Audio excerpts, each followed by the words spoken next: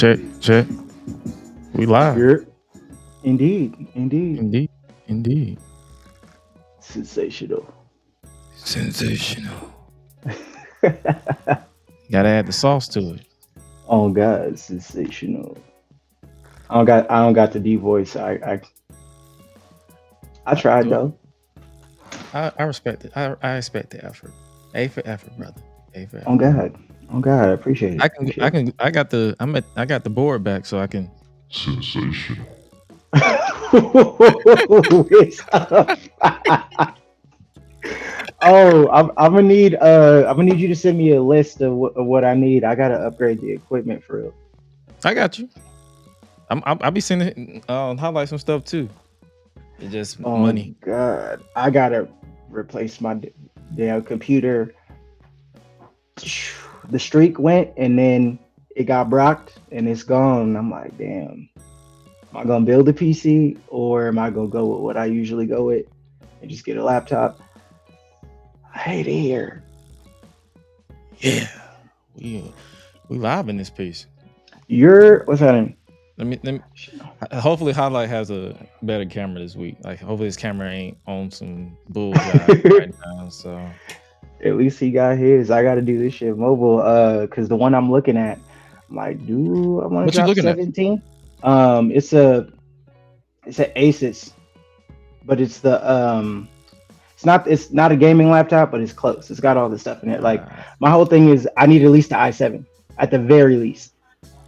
Need an i7, and then that's why I want to just get a PC. It'd just be so much easier. I had to dual yeah. monitors. Oh yeah, because that's my setup. My in-house setup right now is dual monitors, and literally I just got the Stream Deck so I can have better applications for my stuff. What's up? Click clack, clicking and clack clack. Highlight. What up? What you brother? You're Yo. Can you hear me? Yeah, you can hear me. Cool. Yeah, cool. You good? You Gucci? let me. I'm Gucci. Close A little up. blunt, but I'm Gucci. Oh, you need a blunt? I got you. I got a whole No, plethora. Nah, not that blunt. He said I got the stashery on deck. like, just let me know. I know where you live. Oh, why you gotta zoom in like a villain? He said, I know where you live. But you are a little choppy though, D. Let me see what's going on with that, brother. Hold on. Let's see what's I'm going about to say on. you might have to switch. You might have to switch to your PC laptop. Camera. If that one's still giving you trouble. Oh, the camera's choppy. Yeah, you're good Oh, audio wise. gotcha. It's just the camera that's choppy. It's a muck. Ever since I got this Google Fiber, I can't ever go back. Salutations, Tristan from the Bay. Appreciate you, a fellow pedestrian. What's happening? Man. And it also could be that one's still kind of choppy too, so it could be your browser. You might have to. Man, I can't do nothing about the browser right now, homie. But as long as I can hear you, cool. I'm cool. Yeah, browser. That's gonna take a minute before I can do anything about that one. But Nah, we ain't gotta worry about that. We ain't worried about that. But nah, yeah, it's all good. Let me see if I can brighten that down a little bit. If I got to use this camera. Yeah, it probably is the browser. Let's see. Hot dog. Hot dig it. Oh wait, sorry. Wrong show. What it do? What it do? I've been with my nieces all weekend, so I've been with the family all weekend. So it's like I literally been talking in gibberish. Man, listen, you good, my brother. Gibberish and flyer mile. Gibberish and alcohol. Gibberish. For real. Alcohol. Alcohol. Ah. You know what I'm saying? But speaking of alcohol, I do have my libation on deck. So whatever I say, I've already apologized on Twitter. Whatever I say or don't say will not be used against me in the court of Gresh, which is me. So, and if you get offended, judgment-free zone. Yeah, if you get offended by anything that I say, that's your fault, not mine. Take responsibility. Don't get offended by what he's saying. Grow up. Speaking of things we want to say, you already know. Should we talk about the beef that overtook the weekend before the show or on the show? Because we can start off with the talking about the beef, since that's what everybody been talking about on the weekend. Man, I know I already know my mention's about to be crazy because ain't nobody gonna like what I gotta say. So should I just go ahead and push the button? Because I feel like that's the first thing we're gonna talk about before we even talk about wrestling. Push the button, Gresh. Push the button. Go ahead. Push the button. Okay. Push the button. So let's go ahead and kill this background music. That's it, son. And ladies and gentlemen, let's start the show.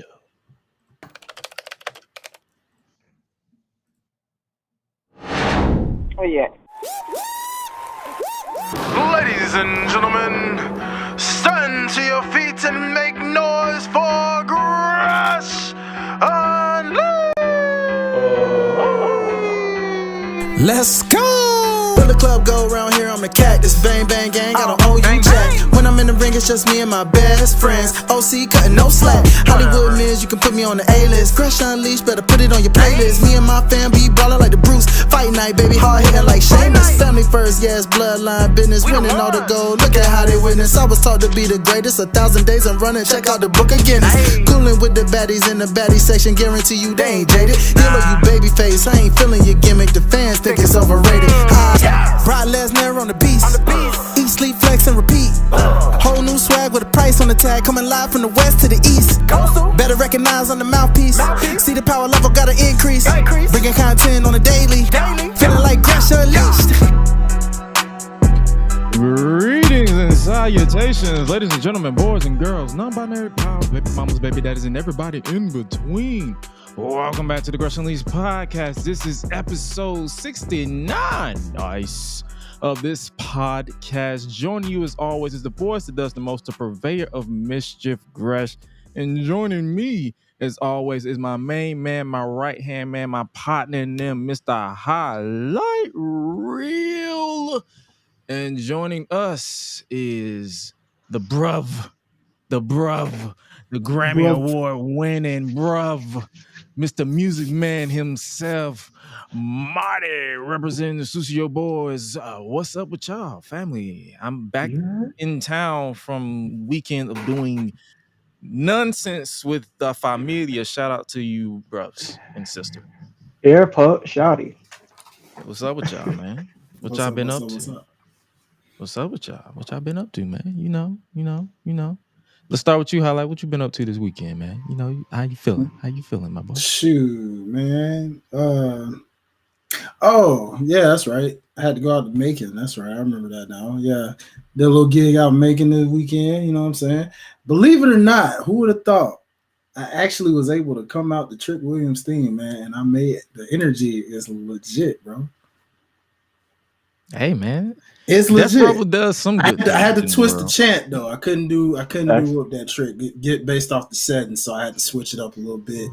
But it worked, and the energy was still there. Can we ask how did you do it? How did you do it? Was it praise his name or something? Nah, I just can't. I just literally had him do Jesus Christ. He do it? But I did it in the cadence, and it fit. Do it. Won't he do it? I could have did that. I could have did it. No, but I didn't want to. I had to make it simple. You know what I'm saying? I just kept it at Jesus Christ. I was like, we'll just. Oh, so you broke it up like Jesus Christ. And bro, and they ate it up, bro. I like it. They ate it up, bro. They ate that. Praise him. Did you switch the ad libs up? Yeah, I actually played off the ad libs. I did the Booker T and everything with that jump, bro. I came out there just.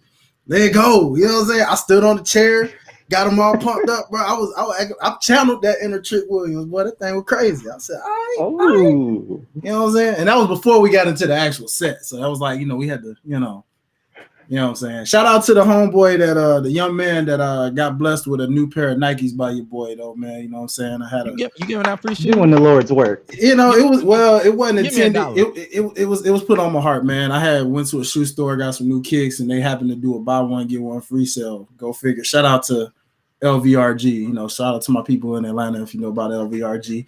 They had a buy one get one free sale.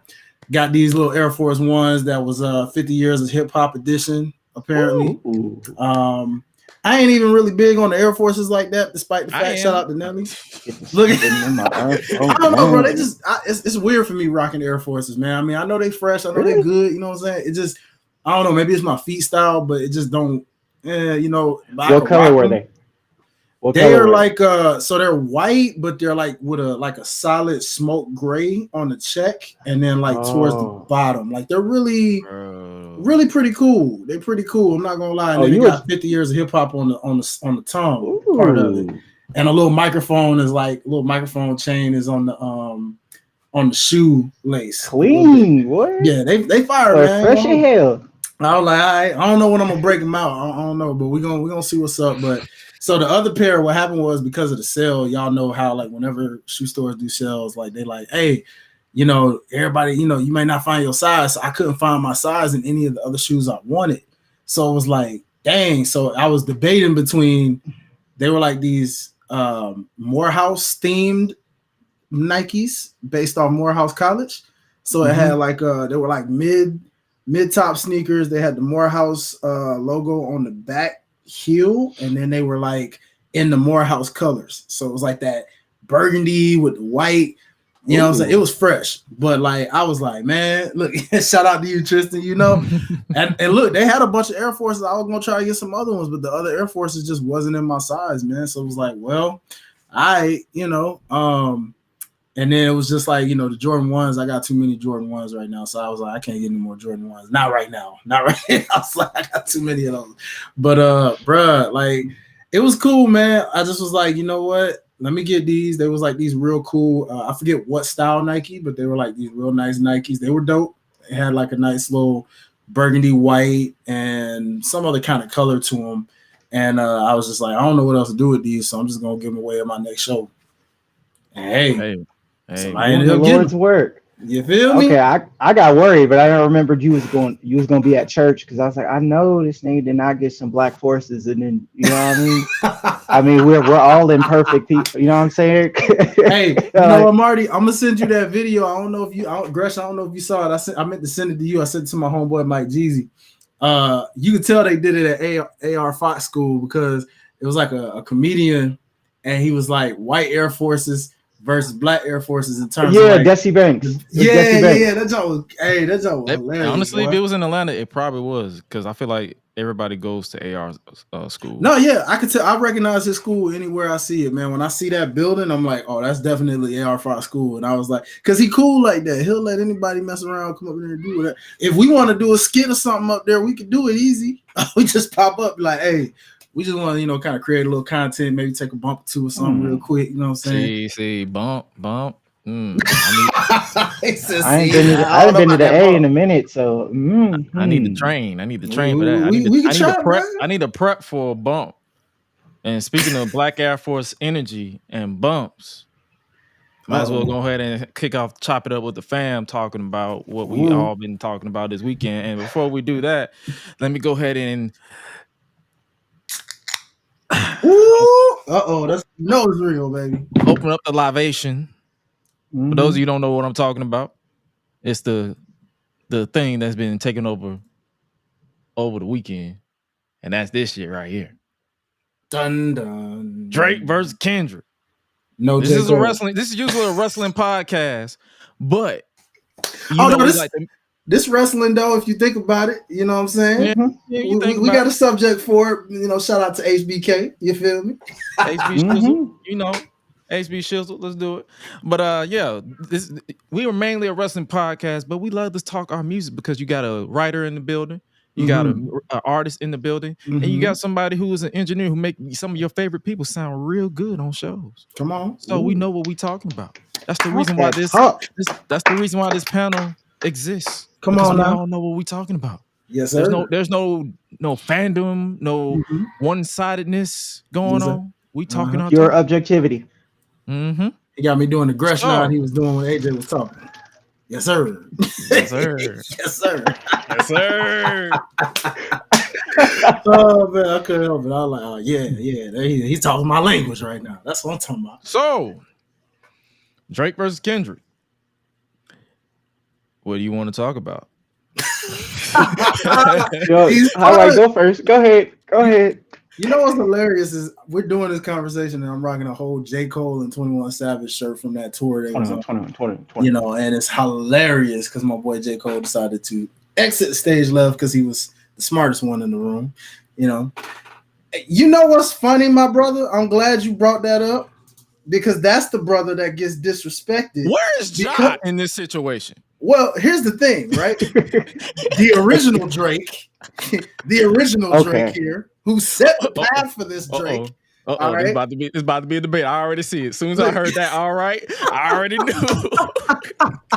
Hey man, he was doing it first, bro.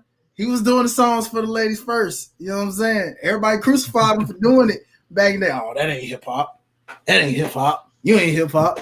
Oh, well then when Drake come along, that's hip hop too. When? Where? Hey, his was 10 times worse than Drake's though, y'all. Sorry, his was 10 times worse than Drake's. So Drake. that I'm not gonna lie to you. To keep up with everything, I heard pretty much everything from like that. But apparently, if you go according to Twitter Police, this beef been going back further. Yeah. Mm-hmm. Oh yeah. 10 years. I keep my head down and the grind. I don't listen to everybody's music, and you can call me a fake hip hop fan, but the only reason why is because I'm in the room with the people who you're a fan of. But talk to him. But it's like, I ain't gonna lie. If I had to go subjective, both these brothers brought some heat. Finally, somebody say it. They both of them brought some heat. Like it was. I'm not gonna lie. They really did. The reason why I say that is because their beef doesn't affect my everyday life, unless I'm in the unless they book me for the studio. Then I'm be like, hey, I gave bread. But as I guess you could say as a fan, because you're both fans of both, respectively, or yeah. For the most part, how are you? I mean, you're more of a Kendrick. No, believe it or not, because I didn't even like Kendrick at first. It took a long time for me to actually get into Kendrick because when he first started blowing up, I really wasn't into him like that. If anything, I got into J. Cole first before any of them, and then I guess you could say I got into Drake by default because I watched Degrassi, so I saw him transition into music. Oh, Wheelchair Jimmy. Yeah, Wheelchair Jimmy. Yeah, I saw him from the Replacement Girl days. So it was like watching. Okay. Yeah, there we go. Okay. Watching his ascension. I respect your opinion. Like, I was like, all right, he said you're a longtime fan, so now I respect your opinion. Yeah. Oh yeah. Oh no, I ain't one of them recenters. No, like I've been to anybody. If I say anything about Drake, I got right to say it because I watched this man grow from his Replacement girl. Oh, that's what I'm saying. I remember him rapping them Looney Tune bars on Degrassi. Mm-hmm. Oh yeah, yeah. I watched that evolution. I remember season 1. Season 1. Let's go all the way back. Let's go whatever it takes. Quit playing. Can we get a Gresh praise dance mix with that song? Yes, I do. I know I can make it through. Oh my Lord, bro. Hey, we're not gonna play.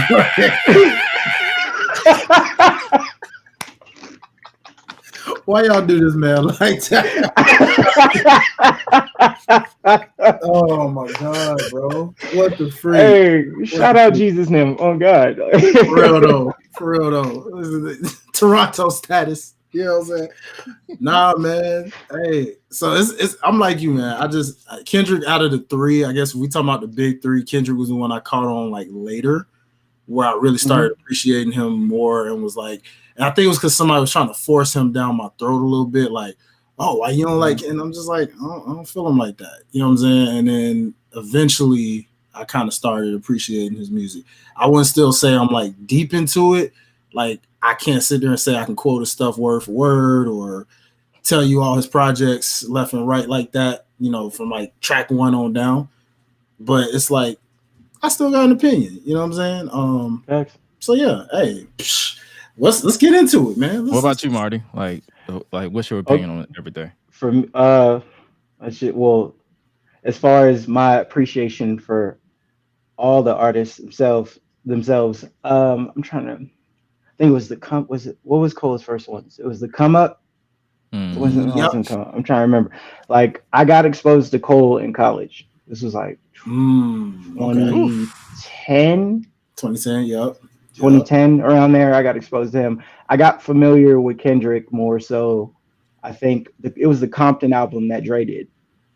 I think it was when it was that album. That was where I think I like first him and Pat and Anderson .Paak were like the two I was able to kind of discover around that time. Um, I used to live in Canada. I lived in Canada for 2 years when I was young, but this was like way before Drake. But I remember going to visit family and I saw Drake perform at this. It was like this little block party festival thing. This was like what 05, 06. I remember he was there. Melanie Fiona is an amazing artist. If y'all not familiar with her, she's amazing. And then Cardinal Official, I think is the dude's name. Cardinal Official. And they was like performing there, and then he was just a Degrassi guy, and then avid Degrassi fan.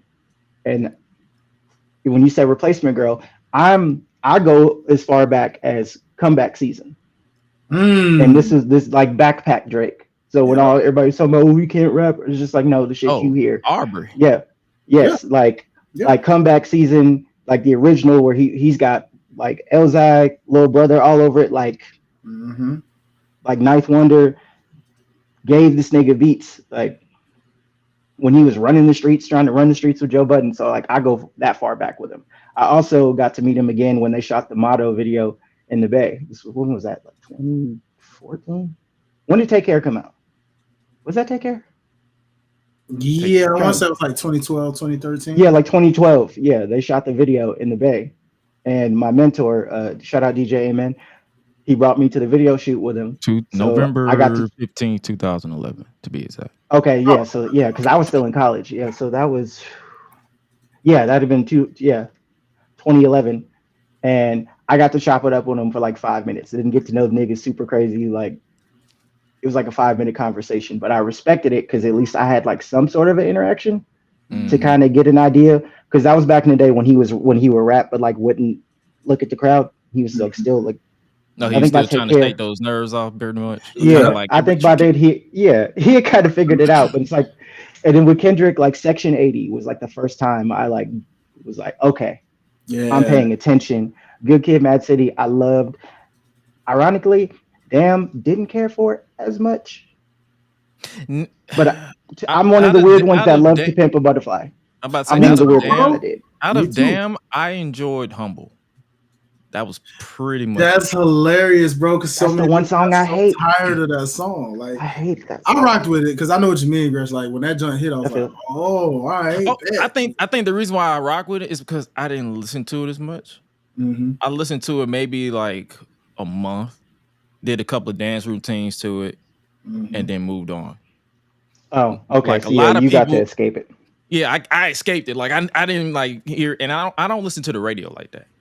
So I already know I wasn't going to hear it as much as everybody listened to. Like if you're going to commute to work, you're going to hear it. If you're coming home, you're going to hear it because radio networks have the tendency of playing the same song 2 to 3 times over and over again. Like that Drake song, Baby. I checked out because I'm like, motherfucker, shut up.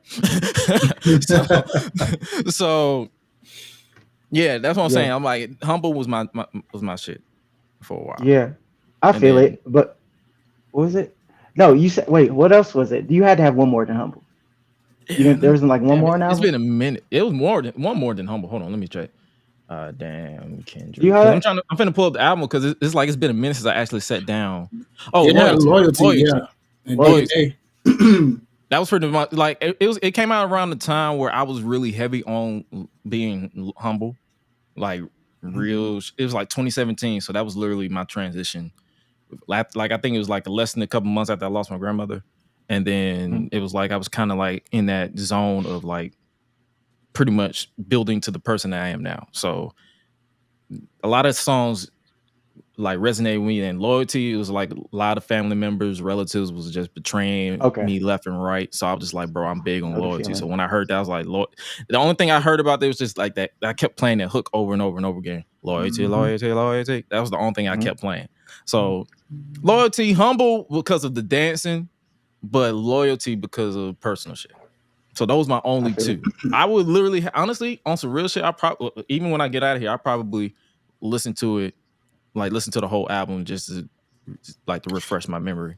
Shout out to our boy DJ from OTS, man, because DJ actually put me on a song about Damn that I never paid attention to, but it's actually a double album because of the stuff in reverse. So if you listen to that album forward and then reverse it and listen to it in reverse, it's a whole different album. Yeah. I feel like that could be a good thing for a lot of albums where you listen to it in reverse. I forgot what artist released an album like that. It could have been Usher. It could have been somebody. Which album? I don't know. That's what I'm trying to figure. Like I feel like because it's been a minute. Oh no, I'm just saying in general because like my whole issue is like, and especially in the profession, like album sequencing is a hard thing to do. Period. Like across the board. Like it's a hard bird to catch. But when there's like no type of fluidity, you don't have to be linear with it, but there's no fluidity at all. Because I don't expect every artist to be a storyteller, but like if like all the slow or like B-side jams is at the end, because we're in playlist culture, you gotta spring, you know what I mean? You gotta season it up to where it keeps the interest all the way through. Because nowadays that's why albums is 12 tracks, because people got, you get 40 minutes of music because people got the attention spans of infants. So like if to listen to one backwards, I mean, if you remember it, I'll go back and listen. Yeah, I never really tried to do what he was saying about that, but when he pointed that out, because DJ the type of person, he likes to truly listen to a full album. He doesn't do playlists, so he'll listen to like an album in full because he's old school minded like that, which, I don't blame him because that was a golden era, listening to an album to really understand the project. So like I guess when he was hearing the reversal parts, he probably got curious and he just played it in reverse. And he mentioned it was like a whole different album when you play it in reverse. And I'm like, wow. Only DJ would do that. Yeah, he would. But that's hey. Love you, brother, but you the only nigga that do that. We need listeners like that though. Us artists, like, look, me and Marty, we know like when we do stuff, we putting our creativity into it. For the fans that truly want to digest it, and I love when somebody dissects my songs and be like, man, did you mean this when you did that? And I'm like, no, but that's a good interpretation because it could go for that meaning. Actually, that is not what I meant, but I like it. I'm glad you brought up interpretation because I'm gonna have a closing statement in regards to all this when we're done. But yes, sir. When it comes to everything that released that recently, because it went from. Matter of fact, I'm finna pull up the Wikipedia. I got you on the timeline, brother. Say less. I got you. Okay, because that's what I'm saying. I'm finna pull up the Wikipedia. We're just starting from like that. Well, actually, no, even before like that. First person shooter. Shooter, Drake, J. Cole, right? That's what initiated and woke up this beast to begin with. You know what I'm saying? But did you heard about that, right? Apparently Kendrick was asked to be on the song. As well, and did not want to. And then apparently it was because now I don't know how true that part of it is, but supposedly it's because when J. Cole mentioned that line about the big three and feeling like Muhammad Ali, he took that as a way of basically saying that he was better than the other two, and he looking like well, hold up, as Kendrick beautifully put, like, nigga, I'm selfish. I'm number one. You know what I'm saying? I love both of y'all, but respectfully, I'm number one, and I'm selfish with it. Like, I ain't finna, let you say you Muhammad Ali on a track featuring me. Like, I listened to a lot of dissectors talk about, like Cole and Kendrick and I guess you could even say Drake, because like Drake and Kendrick have been throwing shots indirectly, subliminally for the past 10 years through different songs. But J. Cole and Kendrick have always kind of, you could say maybe throwing shots, but more so they've always kind of like avoided each other. But in a sense of like, if Kendrick knows that J. Cole is going to be on a song, because I think Young Jeezy was the last person to actually get both of them on a song. And the thing was, Young Jeezy didn't tell neither one of them that they were going to be on the song. And so J. Cole rapped his butt off, but Kendrick kind of took a melodic route. And they were like, if Kendrick would have known, trust me, he would have like truly rapped. So it's like, yeah, it's that competition when it comes to lyricism is a trip.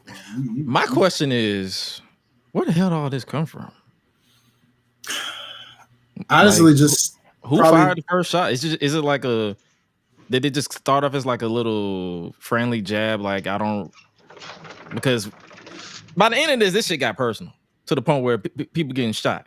So that's where we at now. Yeah. Okay. If we're gonna be honest, I'll tell you how this like really started. If I mean anybody, if y'all disagree, let me know. Put me in chat. I still want to say this all started from that Kendrick Control verse back on Big Sean's track when Kendrick just called out every rapper, including J. Cole and Drake. Like, look, I love all y'all, but I'm coming for all y'all because this is a competition and I want to be number one. So I'm here to attack all y'all. He was trying to bring hip hop back to its true competitive nature. And so, and I want to say that was like 2013 when because poor Big Sean. Yeah, I think it was like, it was, yeah, poor Big Sean. Yeah, Control came out in 2013. 2013, yeah. So poor Big Sean, who supposedly is the fourth of this big three, but nobody. I mean, at the time. Yes. I ain't gonna lie to you. I ain't gonna lie to you. I did not know he was part of the big three. I thought it was somebody else. He kind of was because they all came out from that same rap class. Because I kind of don't listen to Sean at all. I don't blame you, brother. I barely. I mean, I've heard some of his stuff. He's got some songs I've liked, but I've seen him as a feature. Oh, you got to go back to like the Finally Famous stuff. I trust like you. I trust you, Marty. The earlier stuff on it, because that's a lot of people. It's a revisionist history. Because I don't expect everybody to go back or to understand or to really be tapped in at shit like that. Brother, that's why I say you got to send me some stuff because I'm not gonna know where to start. I got you. Brother, man, not you, bro. Trust. Oh no, I know Highlight got it. I already know what's up. I'm saying if you need some earlier stuff, because at the time Sean was like Wale was up there, Sean was up there. You know what I'm saying? It was still early enough. Yeah, because I mean at the time the only person who was hedging up at that time, or at least in terms of being pushed up at that time, Drake. Cole was getting there. When Kendrick dropped his shit, then he was looked at. But I'm saying I'd probably say 2011 into like 2013, field was more open. It wasn't definitive. I wouldn't even say it got definitive until like what 2015, 16, yeah, because Kendrick went on that crazy run where he just was like dominating everything, and it was just like, and Drake was still dominating as well, but it was kind of like. He hasn't really stopped. You could tell Kendrick was basically like starting to surpass even Drake. And it was like, uh-oh. So that kind of, I agree, Tristan. Those are some great pop. Oh, yeah. Okay. All right. That's right. Because they were on that track together. You sure right. But that Control verse really set it off. What was that one song that they did? Do you remember real quick? It was on the DJ. It was on DJ Khaled's, like one of his first ones. Because I remember it had Cole, Kendrick, I think Crit was on there. Oh, you might be talking about because I know they did one. They said Trey the Truth had them all on a song too. Oh, Gresh, can you look it up? Yeah, I think it's called We Ready or something. It's a DJ Khaled. It was on like one of his little. It was before all that We the Best shit. Like before it, like he started going with his regular starting five. Was it They Ready? They Ready, yeah. Featuring Drake Cole, Big Crit, Kendrick, and classic. Yeah, J. Cole, Big Crit, and Kendrick. Yeah, man, that was 11 years ago. We're gonna put some respect on Crit's name too. We'll have that conversation later. Heck yeah! Oh, come on, bro! Oh yeah, what? He's still out there. He still got respect. People just don't. People just don't. They to the sundown, baby. They just try to. They just try to pick and choose who they want to respect. King remembered in time. Y'all better act like y'all quit playing. Yeah, it's that type of music knowledge. So basically, y'all telling me this beef is decades. Yeah, no, it's decades for real. Because honestly, this is like the last real, because I ain't as you gonna, know, I ain't gonna lie Gresh, to you. I didn't start really digesting music, like really sitting into it until I started going to school for it. And I was like 2014, 2015. Okay. So it's like I didn't really start digesting. Like I was always around it. Like I've been in this business in some way, shape, or form since I was 7 years old. But I started really digesting when I started studying and actually paying attention. I'm like, oh, so it's like I catch certain things. Like during this entire exchanging of songs that dropped literally back to back, I literally digested everything different. Like I would say stuff like oh snap, and people was like, oh, Kendrick is this, Drake is this, and I'm like, I could tell y'all are fans. I'm just enjoying the music. and then meanwhile, you got my You can boy be both. like. It's funny because it's like even as they kind of say, "Oh, Kendrick this, Drake this," you got people like our boy DJ, who was like the advocate J. Cole. He is the advocate J. Cole. The advocate president of the J. Cole. That's my boy club. Jamar. If J. Cole stopped having fans, he has one fan, and that'd be DJ. And if he has no more fans after everybody's off this earth, DJ is dead. He even makes a complete defense for why Cole decided to, pull that number that everybody crucified him for. It's about how you gonna make a diss track and then just disappear and be like, oh, I didn't. The way it ain't everybody's cup of tea. I mean, I don't necessarily blame it, but I mean, DJ, you'll love this. DJ, you will love this. And I'll say it, I don't care. At me all you fucking want. If we just talking, because everybody wants to talk. Everybody cares about lyrics now. Everybody cares about essential hip hop and all that other shit, right? Let's get this man the highlight. Let's get this man the highlight. Oh yeah, give him the highlight. Come on now. Okay. Okay, so yeah, let me say this just in general. If we really keeping it a buck, if we just talking about straight lyricism, period, Cole above all, and he's not even my main favorite of the three. But if we really keeping it a fucking buck about that, and then it's also because everybody, all you niggas care about. Oh, it's not real hip hop. It's not. It's gonna look like I'm defending Drake. And in a way, I am.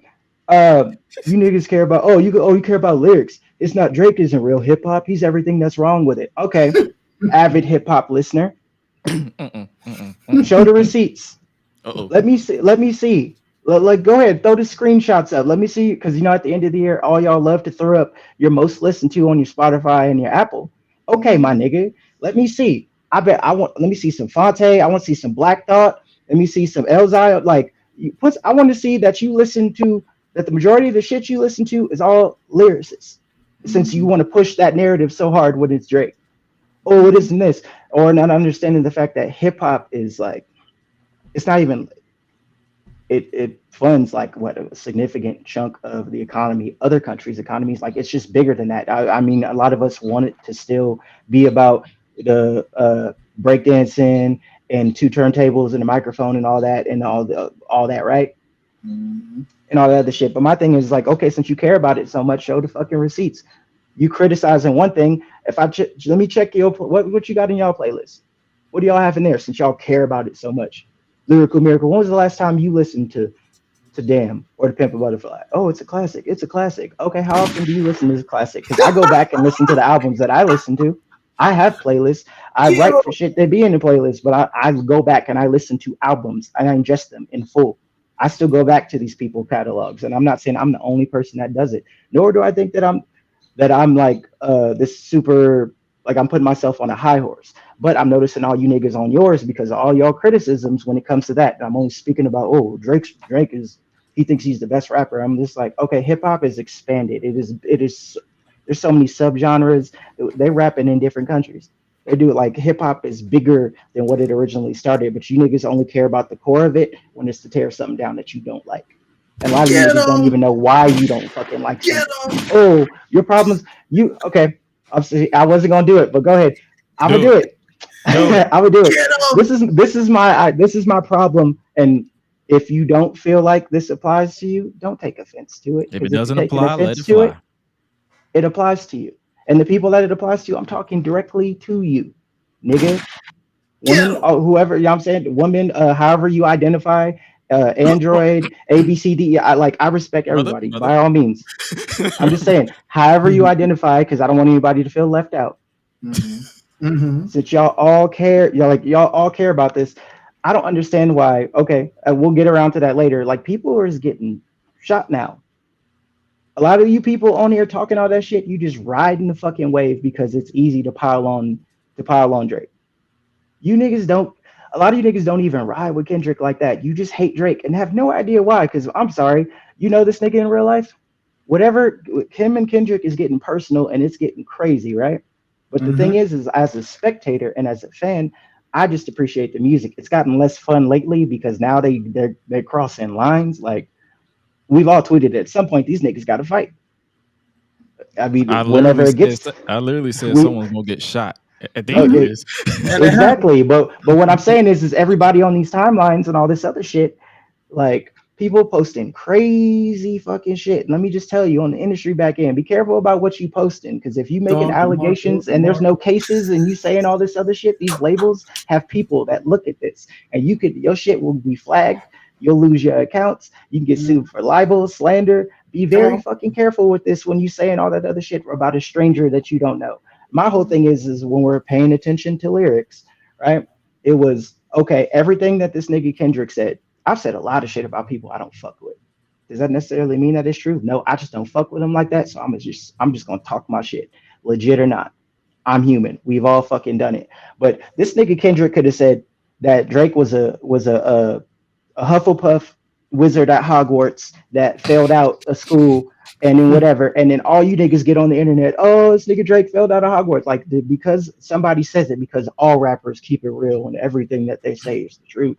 And they're living these lives and it's not perception or image or anything like that. It's not pro wrestling, not at all. Not at all. Right. So my thing was when Drake dropped the Heart Part 6, right? Come on. Oh well, they're like, well, why didn't he address that? And it's like, tell me you didn't listen to it without telling me you didn't listen to it, but tell me you didn't listen to it. That whole thing was like, oh, his flow and his delivery, nigga. This is past rapping. Like these niggas want to fight. This is personal, personal. This is Brett and Sean. This is personal, personal. And he literally laid out, okay. And I don't know if the shit is true or not because it's rappers, but I'm just using it as an example. Rappers He just lie. It said, happens. yeah, yeah, I know, trust me. So it literally gets to the point. It literally gets to the point where he's like, "Okay, we fed you this information on this, blah blah blah, and all this other shit. Well, why didn't he address that?" Here's the thing: if you address shit, you're damned if you, damned if you don't. Because if you address shit, then you look guilty. If you don't address shit, you don't look. I mean, you look guilty, especially if everybody's already decided that they don't like you and you're a complete fucking stranger. You niggas get on these hills where it's just like it's one thing to like even crack jokes. With Drake, it's low hanging fruit. Of course, they're gonna go ahead and crack the joke. But some of you niggas is on this. Y'all just mounted up on your fucking horse, cowboy hat, spurs, all that, to find your hill to die on, saying personal shit. Nigga, do you get a check from TDE? If Kendrick was walking Ghetto. down if Kendrick was walking down the street, do you think if you could get past the security that after he took his picture with you, that he would sit up and chop it up with you? Why are y'all niggas getting so crazy about this shit and getting so fucking personal? Well, I don't like Drake because this and that, or I like his music, but I don't like Drake because you know Drake, because you know Kendrick. All of you niggas just sound like some bunch of zealot fucking fanatics, and I'm speaking to somebody who knows artists or anybody that else that knows artists. Like these are regular ass people. Whatever these niggas got going on, just be entertained in the music because we've all noticed the slope. Like where the bops was fun and they was going back and forth with each other, and then it was like, you know what I mean? They were sparring. And then it gets to the point to where these niggas start getting extra personal, and it's like, ooh, this kind of ain't fun. Like niggas might get shot for this, or or it's going to be the people that was already waiting to start some bullshit and to do some bullshit just needed a wave to ride on to do all this crazy shit. Because a lot of the fact that you niggas is talking to anybody watching right now, go on your timeline. You would go on your timeline right now. Look at this past for the past 2, 3, 4 days, and look at the amount of people speaking about Drake as if you know this nigga personally. You don't know Kendrick personally either. There's a lot of this attacks on this man's character. There's been hella allegations about this. Translation: I heard some rumors about some other shit. Blah blah Accusations. blah. Accusations. You know what I'm saying? There's niggas that we know has done some shit. The feds have raided their house. That's some. You know what No, I'm saying? didn't. There's some people there. No, you know what I'm saying? And you know what I'm saying? You know what I'm saying? I can't ever dance to Step in the Name of Love. If like a lot of happy people, a lot of our wedding songs is just gone now. The entire opening credit was Space Jam I'm 1. just saying, and I do recall somebody saying if he took his music down, you would have to take mine down because freedom of speech. But that's his prerogative. That was something that Kendrick said. But regardless, Oh, because yeah, okay. regardless, everybody's doing all these jabs and going to sit up and talk about this stuff. It's like, okay, if Drake says something about Kendrick, and I'm not to say that it's right. My thing is you niggas pick and choose when you want to believe some shit. Because if Drake can literally tell you in a whole song that, oh no, we did this, I expected this, you did this, oh, we're gonna ignore that because this nigga's corny and blah blah blah. This nigga's corny, he's not hip hop. Drake is whack. I'm sorry. When the females come over, you playing Drake. Look in your playlist right now. You know lyrics to Drake songs. You had no problem when he was flaming up Meek Mill and any of that other stuff. Y'all niggas pick and choose. Fickle. It's all like Drake suffer. It's the fact that it's the simple fact that it's I'm trying to think. Let me word this without insulting anybody. I mean, you muted yourself, brother. Oh no, sorry. Sorry. I was like, let me word this properly. Okay. All of you listen to Drake, even though you don't like him and y'all hate his character and you hate what he represents, even though hip hop is one of those things that it's expanded. Once you get to a point, we see nobody complained when Hove did it. Nobody complained if Kendrick did it. When you make songs and you make crossover songs with other people and doing other things because that's revenue, because y'all don't understand how this music shit works and how people get paid or how people don't get paid. Or you know what I'm saying? Y'all don't understand how splits work. Y'all don't understand like Tell me how you points haven't on a been to master music. work. Tell me you haven't been to music business classes without telling me you haven't been to music business classes. 'Cause That's what I'm saying. This is explained to me. This was explained to me when I graduated. Before I had to pass this class and Mhm. graduate. There's this well respected, pretty much head honcho. I call him Capriccio. You probably heard that name in passing. He's out here in Atlanta. Yeah. I had to pass this man's class, and he was no slouch. So I know this shit. It's So it. Yeah, and we don't expect every regular person to know it. But my whole thing is like when I hear stupid shit, and maybe that's just being on the opposite end of it and understanding how it works. Well, why didn't he do a diss? Why did it take forever? Right? Like that. Okay. See, look at you giving me the layup. I appreciate it. Okay, so when niggas is saying like when Kendrick first like snapped back, right? Well, why mhm. didn't Drake? This nigga was on tour with J. Cole. Why didn't you just get in the studio and go and do all that? Because okay, you have appearances, you have free time, you have like you're going from place to place. Yeah, so you can just hop in the Wait, fucking booth and someone just said that? respond like that. Someone People asked were that? saying that. People were How saying do that. you Why think touring works? they don't? They don't have access to a studio in their tour bus. They're trying to get some sleep in between shows And appearances and and other appearances business and ventures and promotion. whatever it is that you got going on. It's a machine. You know why niggas go on tour so they can get paid because that's where a lot of the money actually comes from. Because album sales, you do you know how much a stream pays? Yeah, exactly. Thank you. No stupid people. You don't understand how like streaming, it's great, but at the same time, it's completely shifted the fucking business. You got a tour to go and do shit. You got to be able to hope. You got to hope that your label works with apps like works with a Spotify, works with a fucking with a TikTok and the other things because niggas ain't getting fucking paid. They're not understanding it. Oh well, he can just go ahead and fucking respond. Why didn't he respond? He didn't want no smoke. Blah blah blah. Y'all He have was already made asleep. up your mind that you don't care. That brother had to get some sleep. Exactly. But my thing is okay, he gives the response. You guys want motherfuckers to respond so quick and then you get the response. It's like when you're having a debate or you're talking to somebody, you're already thinking of your response before you've even heard their full argument or their full point of view. You're not listening to it to argue. You're listening to it to talk shit because it pads your argument because you guys all have this affinity for a hatred of fucking Drake. I'd kind of equivalent it to like a Tom Brady or a LeBron or like a Floyd Mayweather, where the world just when you get to a point of greatness and you're able to kind of expand it out because Drake has a global fucking fan base because he's big in Japan and everywhere else. That okay, if I do an album, I can't just do all rippity rap shit. I can't. I got to be able to cover here, the UK. I got to be able to cover the dance clubs. I got to be able to cover this because it's a fucking business. There's kind of a point to why he's been where he's been, and not to say that It's not like I wouldn't want all like a all rap album but that's what the Lucy's are. That's what the little projects is for. Like we do get that, but you guys pick and choose when you want to go ahead and like that shit. The same way you pick and choose to love Kendrick and devout Kendrick fans. I'm not talking about you. I'm talking about the people that are hopping on your wave, making y'all look bad because the only song that they would know is Humble or Loyalty or any of the singles from Good Kid, Mad City because they don't listen to it. They That's the just reason have why to hate doing Drake. this beef, I was quiet because I'm not a hardcore Kendrick fan. I just hate the hypocrisy in general because it was just like do as I say, not as I do in a way that okay, well, Kendrick can say whatever. I watched the whole timeline run with it. It getting to the point where niggas was pushing colorism.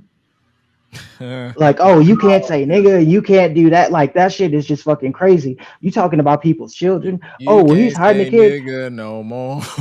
I'm just saying, look at it this way: wrestling fans here, right? Right? Hey, wrestling fans, your favorite wrestler, all your favorite wrestlers, or even people that you like. Do you know what all their families look like? Do you know what all their kids look like? Do you even know if some of them have kids or who they're in relationships with? Is that your right to know? Was it our right to know that this nigga had a kid? No. No, not really. The nigga just made music. As long as you were still active and making music, my thing is mind my fucking business. Like, oh well, he's got an 11-year-old. My thing is, if we found out about Adonis, we would have found out about the other one. This is just examples of stupid shit that I see on here because the people that get on here and that get you're pushing colorism. You're calling people that mani pedis. I don't want to get you demonetized. So you know what I'm saying. You're calling people that and all Oh, that other shit. And I'm like, this channel ain't monetized. You're fine. okay, we're calling people pedophiles and you're saying all this other shit and you're hopping on this fucking wave. But it was like, okay, if we believe in everything on wax, when somebody gives the rebuttal that you want, that you want just to shit on and not hear, so you don't know if the bars was good or not. Oh, he's just making a dance song. Drake's making a single. He's not battle rapping. I have to listen to this nigga Kendrick make on a mustard beat, which that's the one I just can't stand. I'm from California. Can't stand like I just can't stand it. I ain't gonna lie. So- That shit been in my head all day. So Is It's it, the yeah, beat. in my head. But is it true they saying that LA really rocking with it right now? Because they saying that LA bumping that hard right now.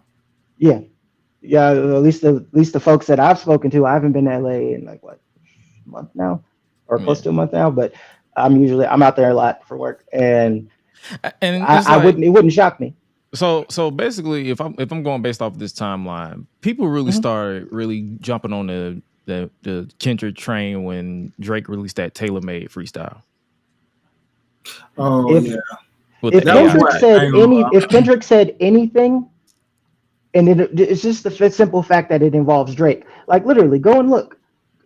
Like if you go back and look, Drake saying anything, if it was they have an automatic problem with. Honestly, if it was anybody other than Drake, no one would have given a shit. Exactly, but this hatred for Drake because he doesn't represent hip hop. I'm like, a lot of your favorite artists will cross over in a fucking heartbeat. That's why That's why Kendrick has done songs with Taylor Swift. That's why Cole has worked with who he's worked with because the check's clear. It helps towards you. You know what I'm saying? And my thing is, y'all mad that somebody cross over to like country and all this stuff. Who do you think created country? Niggas and rock and jazz and most music. Period. For the most part. Yeah. But they're not ready to have that conversation. You're stereotyping us to be strictly hip hop is asinine. Well, but that's the only time they care. That's the only time they care. I'm gonna take that point that he said, and this is why I want to say shout out to Vince Staples and the fact that he was just basically making it known, like, hey, bro, like at the end of the day, I don't really think we should be glorifying this beef that much because of the fact that it's really overshadowing black music in general right now, and the fact that we just making some really dope music. You know what I'm saying? Like, oh yeah, it's a lot of artists. It's a lot of artists that just drop, and we're not talking about them. Mm-hmm. Yeah, like we taking away from some work I've done. Yeah, it's like making a fool of our culture. I'm running them streams up, like facts, big facts. But you know what I'm saying? Like we can't. You know, Vince Staples put some real stuff on there. With just, you know, at the end of the day, it's like we can't let our culture just be made fun of like that. You know what I'm saying? Just because there's people out of the culture hijacking this. Like I heard and seen some conversations where it's like, okay, this should just be about music and the specifics of it. It's getting out. It's getting past us where we can't. where stuff like today was happening, where people who should be spectating are contributing to the conversation like they shouldn't. And that's my issue with it. And a lot of that, it just comes down to the fact that a lot of you niggas, for whatever reason, have this hatred of Drake, even though you listen to him, even though you've been a fan to it, even though if you've seen this nigga in person, you would ask for a fucking picture and want to get a snap or want to shout out and do whatever. So out of all that fickle shit, right? This hatred is it's this nigga can't say nigga now. You know, he never cared. You didn't care when he was getting the cosign from Wayne and everybody else, and this nigga brought Kendrick on his first tour. Like, y'all did not care. Y'all did not care. Now all of a sudden it's an issue because these niggas got an issue. It's like crack a joke. That's completely fine, and be entertained by the beef and the fact that we're getting music. But and wherever they take it is where they're taking it. It's kind of starting to not be fun anymore. But the fact that you niggas is getting on this hill, y'all niggas is worse. To wrap up this topic, can I just say it stopped being fun during Euphoria? When he said Dear Adonis, and I'm like, oh, well, that was me. Well, did he say that in there? Was that Euphoria? That was Euphoria. Meet the Grams. I'm sorry. I'm drunk. My bad. Euphoria is when I kind of started tuning out. But yeah, you good? Yeah. I'm drunk. Meet the Grams. That's when Euphoria. It stopped getting. It was like, oh, this is getting serious. But then when it got to Meet the Grams, I was like, oh. To be fair though, we can keep that same energy and Slick say that about Family Matters, despite the fact that Family Matters. No, that's what I mean. Like, I'm basically saying it was constructed better. Any song from Euphoria on down, it stopped getting. It's like, agreed, 1000%. Oh shit, 1000%. Drake just figured out how to dress it up, though. I'm gonna get these jokes off because I'm an entertainer, but oh shit, we're going there. Yeah, and then when I heard Meet the Grams, because I was literally in Florida, I just got off a plane to hang with my brothers. And I heard Meet the Grams, and I'm like, oh, Dear Adonis, talk to. And when he brought up his mom, I was like, yo, you talking to Sandra, and I'm like, you ain't talking about. Oh, you talking to Dennis? Oh no, you talking no. Oh, a secret child. and then you saw the internet run wild with it, right? And then it gets addressed because everybody needs to respond. Because if you don't respond, you lose. It gets addressed, and then we automatically don't care. And that poor girl who probably ain't even his daughter, who's not his daughter, getting her information just thrown all on social media. I'm like, yeah, what are y'all doing? Pulling up to people's houses, y'all doing a whole bunch of stupid shit because for whatever reason, y'all want to ride the wave so much that you're getting that's my only beef with it. You getting as personal as Drake and Kendrick are with each other. That's these niggas beef. We just watching the match. Are you gonna jump the guardrail and get in and trying to get in the ring too? Because you niggas is acting like y'all all in the same faction, like this NWO and this for life, and you need to jump in there. Calm the fuck down. You all sound and look stupid. You have no reason to hate Drake this much or whatever, because my thing is just stand on it. It's okay to not be a fan of his music, but respect the accomplishment and what it does for the fucking culture and the fact that he's been able to have this level of longevity for a period of time. There's a reason why it's a big three. And then why everybody acknowledges it. You want to shit on it, but at the same time, it's just like, nah. You like I said, you pushing colorism, you talking about people personal lives, people that you don't know, as if, I mean, niggas do that all the time on Twitter in general with strangers. But the hills that people are getting on in the criticisms, or it's like, okay, somebody drops something, oh, it's mid. Why is it mid? What part of it didn't you like? Or what was it? Or Drake's ghostwriter's been running this. I'm just like, okay. Like nigga, like I don't know, for people that have actually been in the studio and seen like how stuff works and in general, how people contribute to things. This person got the melody. This person says maybe flip this line or do whatever. None of these niggas is sitting in a fucking closet by themselves writing this shit out. They probably feeling it, but there's a structuring and there's a whole system. I don't expect everybody to fucking know that. My whole thing is have your preference, but don't have your preference. But there's a difference between having a preference and taking a side. You take a side when you have like investment in this, when it affects you, your bottom line, your family, your livelihood, your physical being. That's when you take a side. Like, oh, you know what I'm saying? This is my bro right here. Oh, this is you tried to catch him slipping. Y'all did something. Okay, I'm taking this my side. Like, okay, now it's personal.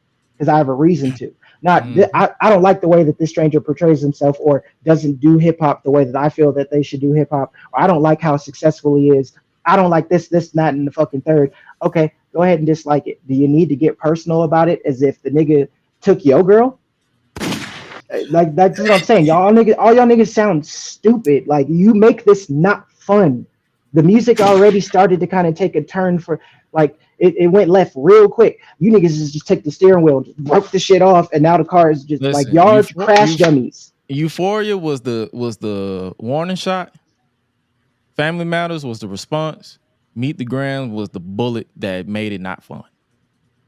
You hear that, Metro Boomin? Oh, and that BBL, like, hey, he listened to Drake. He told him to shut his whole ass up. BBL and makes him, I still have not heard that song.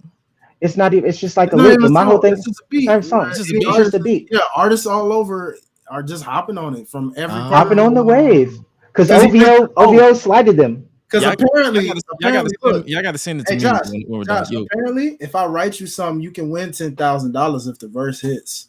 Matter of fact, me and Marty can just write you something. All you got to do is just spit it, and you get $10,000 in a free beat. That's apparently what I heard. Apparently, hey, shout out to Metro for shutting his whole ass up and making some drums because he did it. He did what apparently he was supposed to do. I have no problem with Metro. I just thought that was funny. Let me go ahead. If you're not gonna rap, move.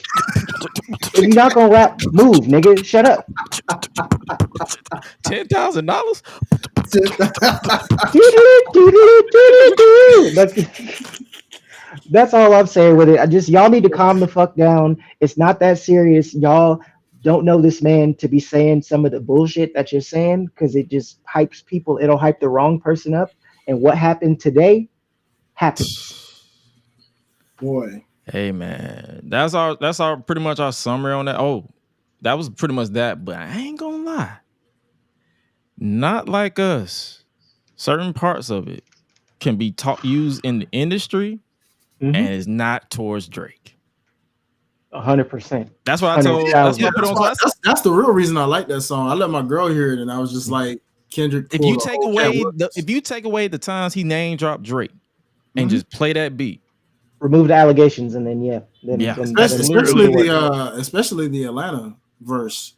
Mm-hmm. You know there's so many jokers who be coming from other places that come to Atlanta and just want that quick payday. They're not colleagues; they're colonizers. That's 100%. And there's a lot of people who covers hip hop that are definitely colonizers that got kind of mad. 100%. Rosenberg. Yeah.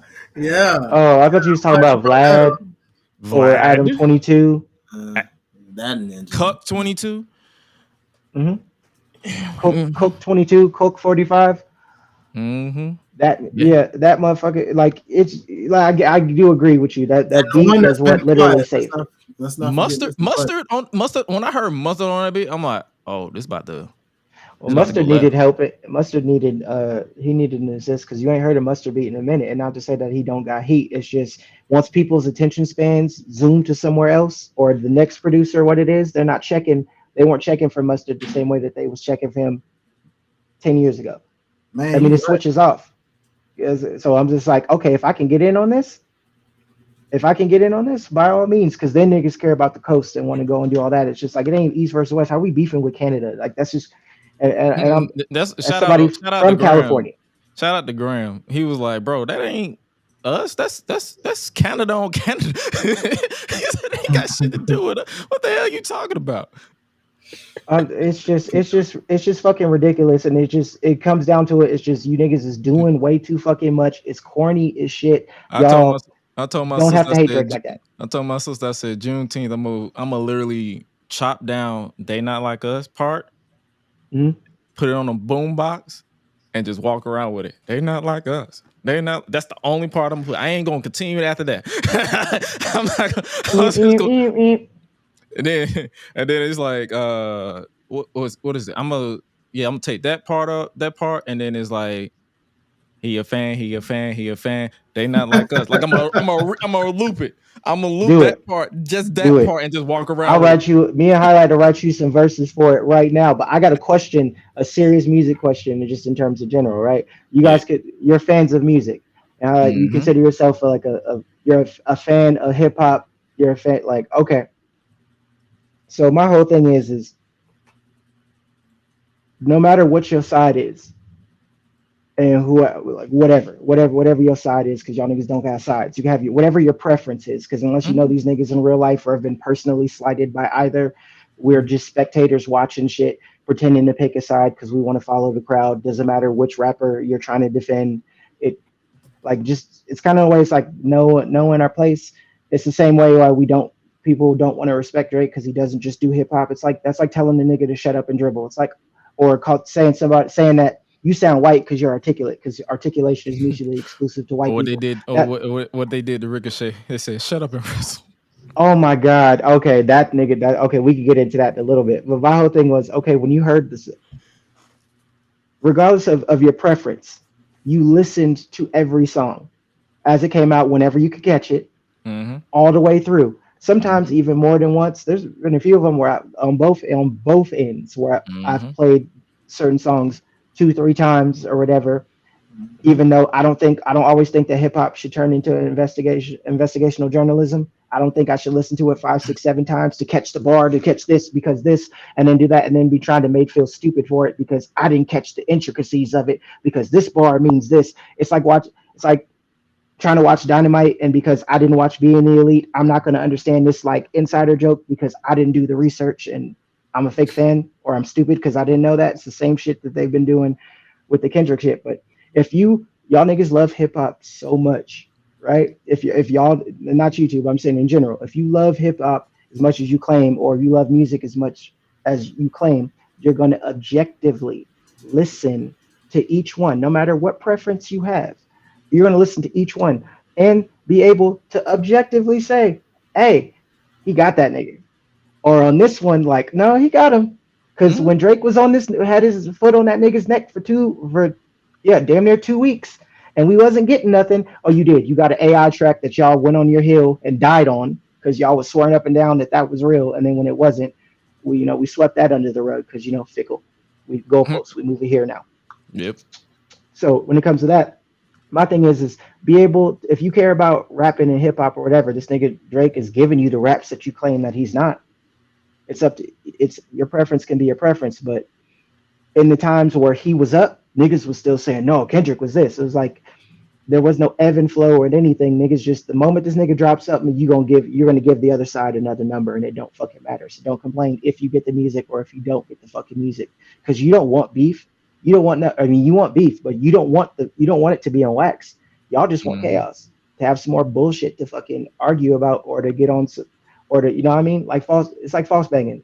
Oh, you niggas are not TD. You niggas are not OVO. Set You're tripping up in here. spectators. Stop set tripping. You're a spectator. You're a consumer like the rest of us. Just enjoy the shit and have a preference to your side. You can even talk about who you think is winning. But when you niggas start getting personal the way they're getting personal, you sound Mm-hmm. and you look stupid. And these people that you're trying to glorify would probably look at you like, hey, security, get this nigga the fuck out of here. Mm-hmm. Mm-hmm. That's all I'm going to say about it. I'm not even on their level, and I would do the same thing because I ain't gonna lie to you. But in short, be more like me. Be more like Highlight because we literally just consumed the content that was released. It was Mhm. like, oh, I personally, not personally, but from my consumption and my Mhm. in something, I felt like Kendrick got a slight edge because of that, the repetitiveness and the catchiness of Not Like Us. Mhm. But Mhm. at the same time, I can respect and appreciate Drake holding his own. He did hold his own on some songs, like He did. really held his own. But that's just me. One And song was 3 songs in one, by the way.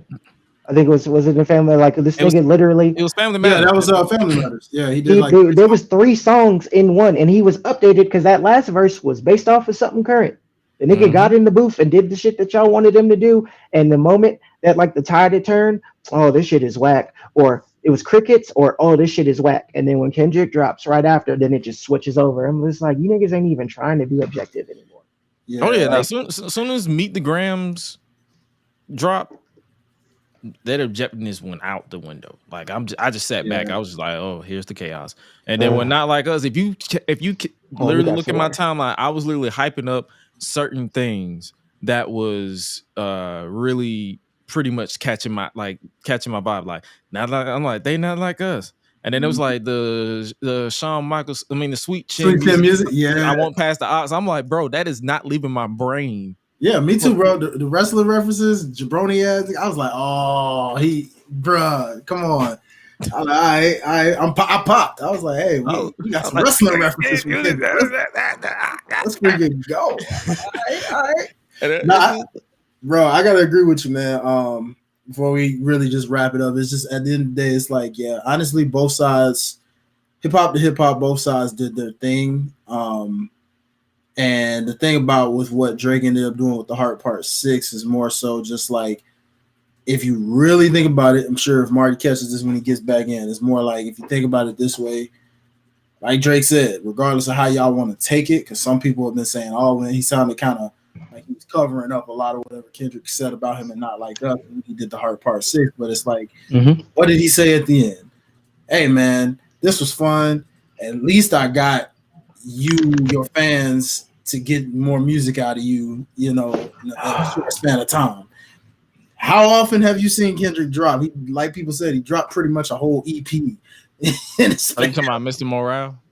No, it's just in general. This amount of music we've gotten so far has been the most consistent. But it's the same thing when Kendrick takes shots, or it's like After Control when we do stuff. It's just like he'll hit you, and then you hear nothing for a long period of time, and then he'll give you something else, and it's just like none of that matters. Like being consistent doesn't matter, but hip hop and lyrics and all this other shit that you say that you hate this man for, he's been consistent for damn near almost 2 decades. Same with Cole, because that was Cole's problem a little bit in the beginning. There was a period where he was kind of inconsistent, and that dude has just been doing features and going on tour, been on a roll. When people are consistent, we don't reward it.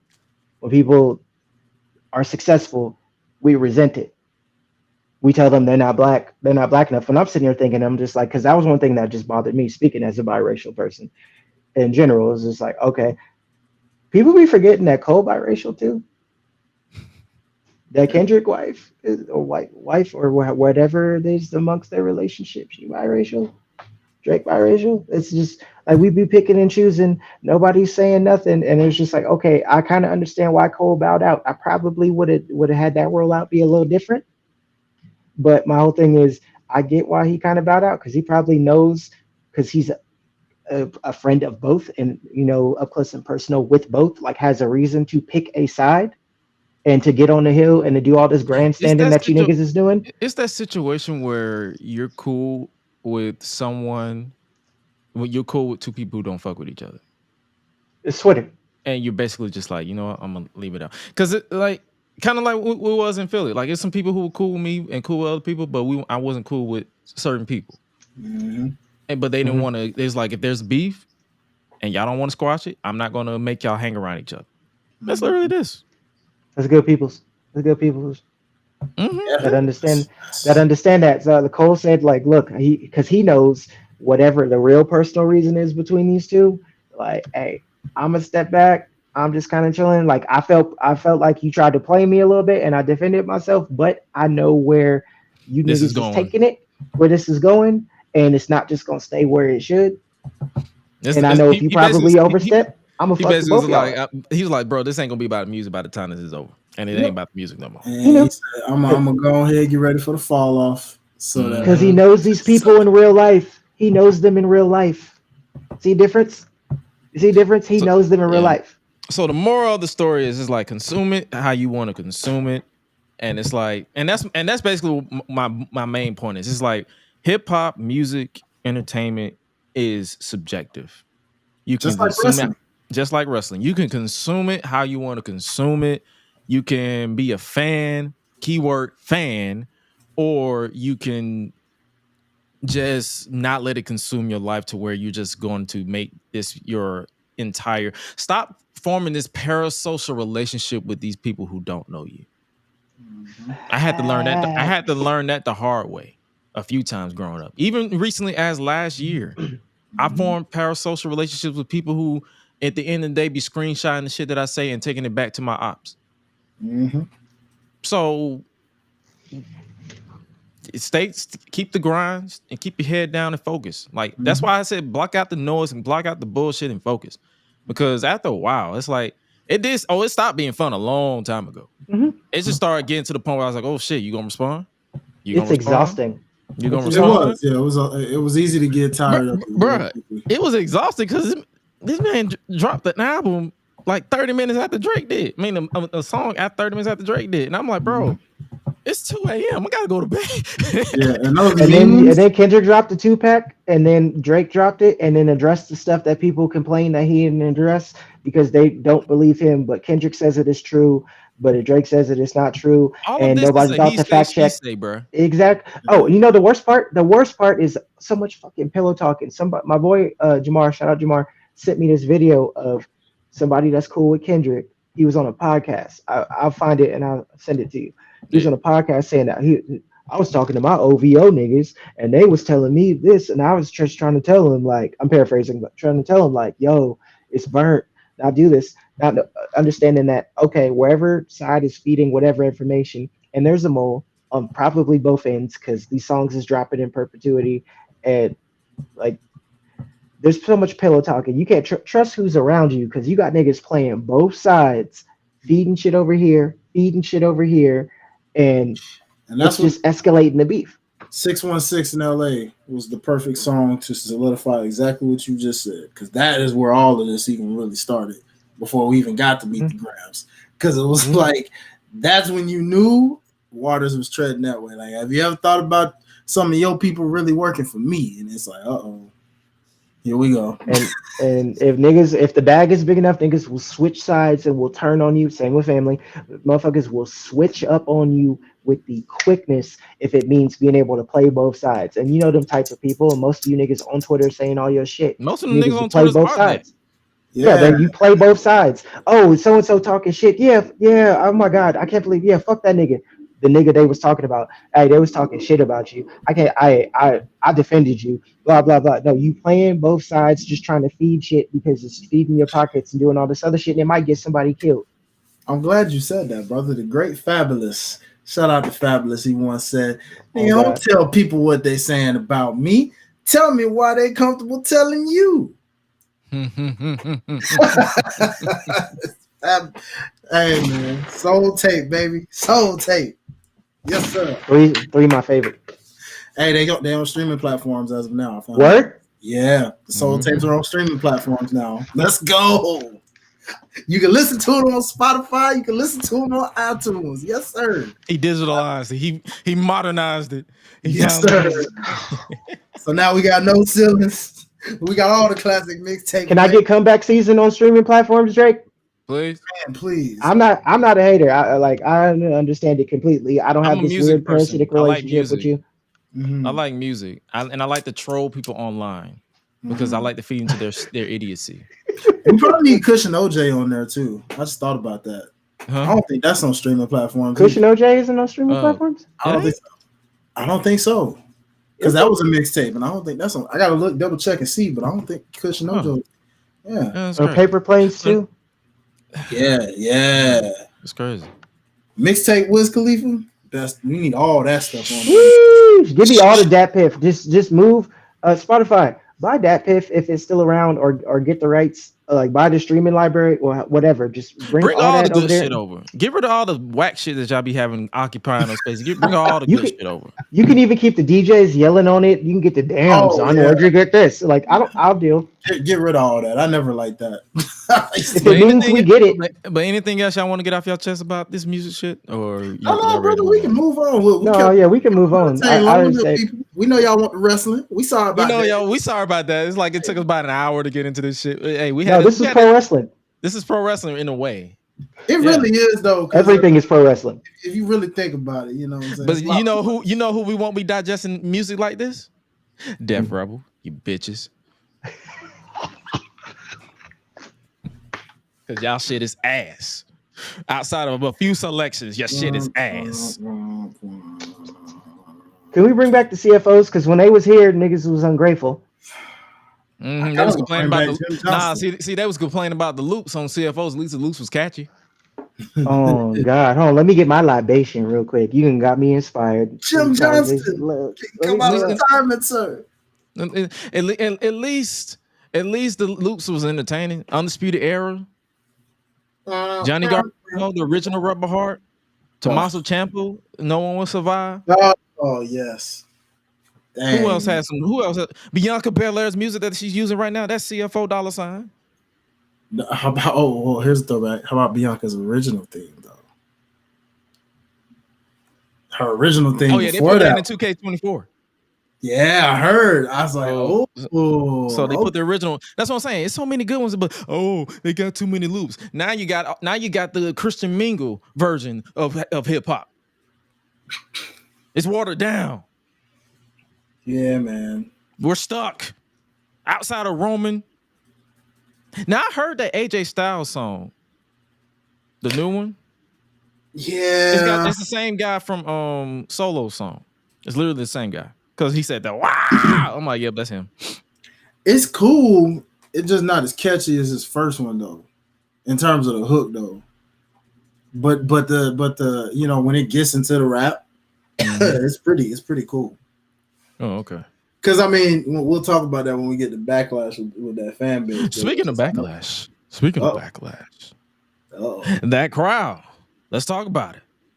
Backlash 2024 weekend. I was in Florida celebrating Cinco de Mayo with the fam, so I missed SmackDown. I had to watch it as of literally like 4 hours ago.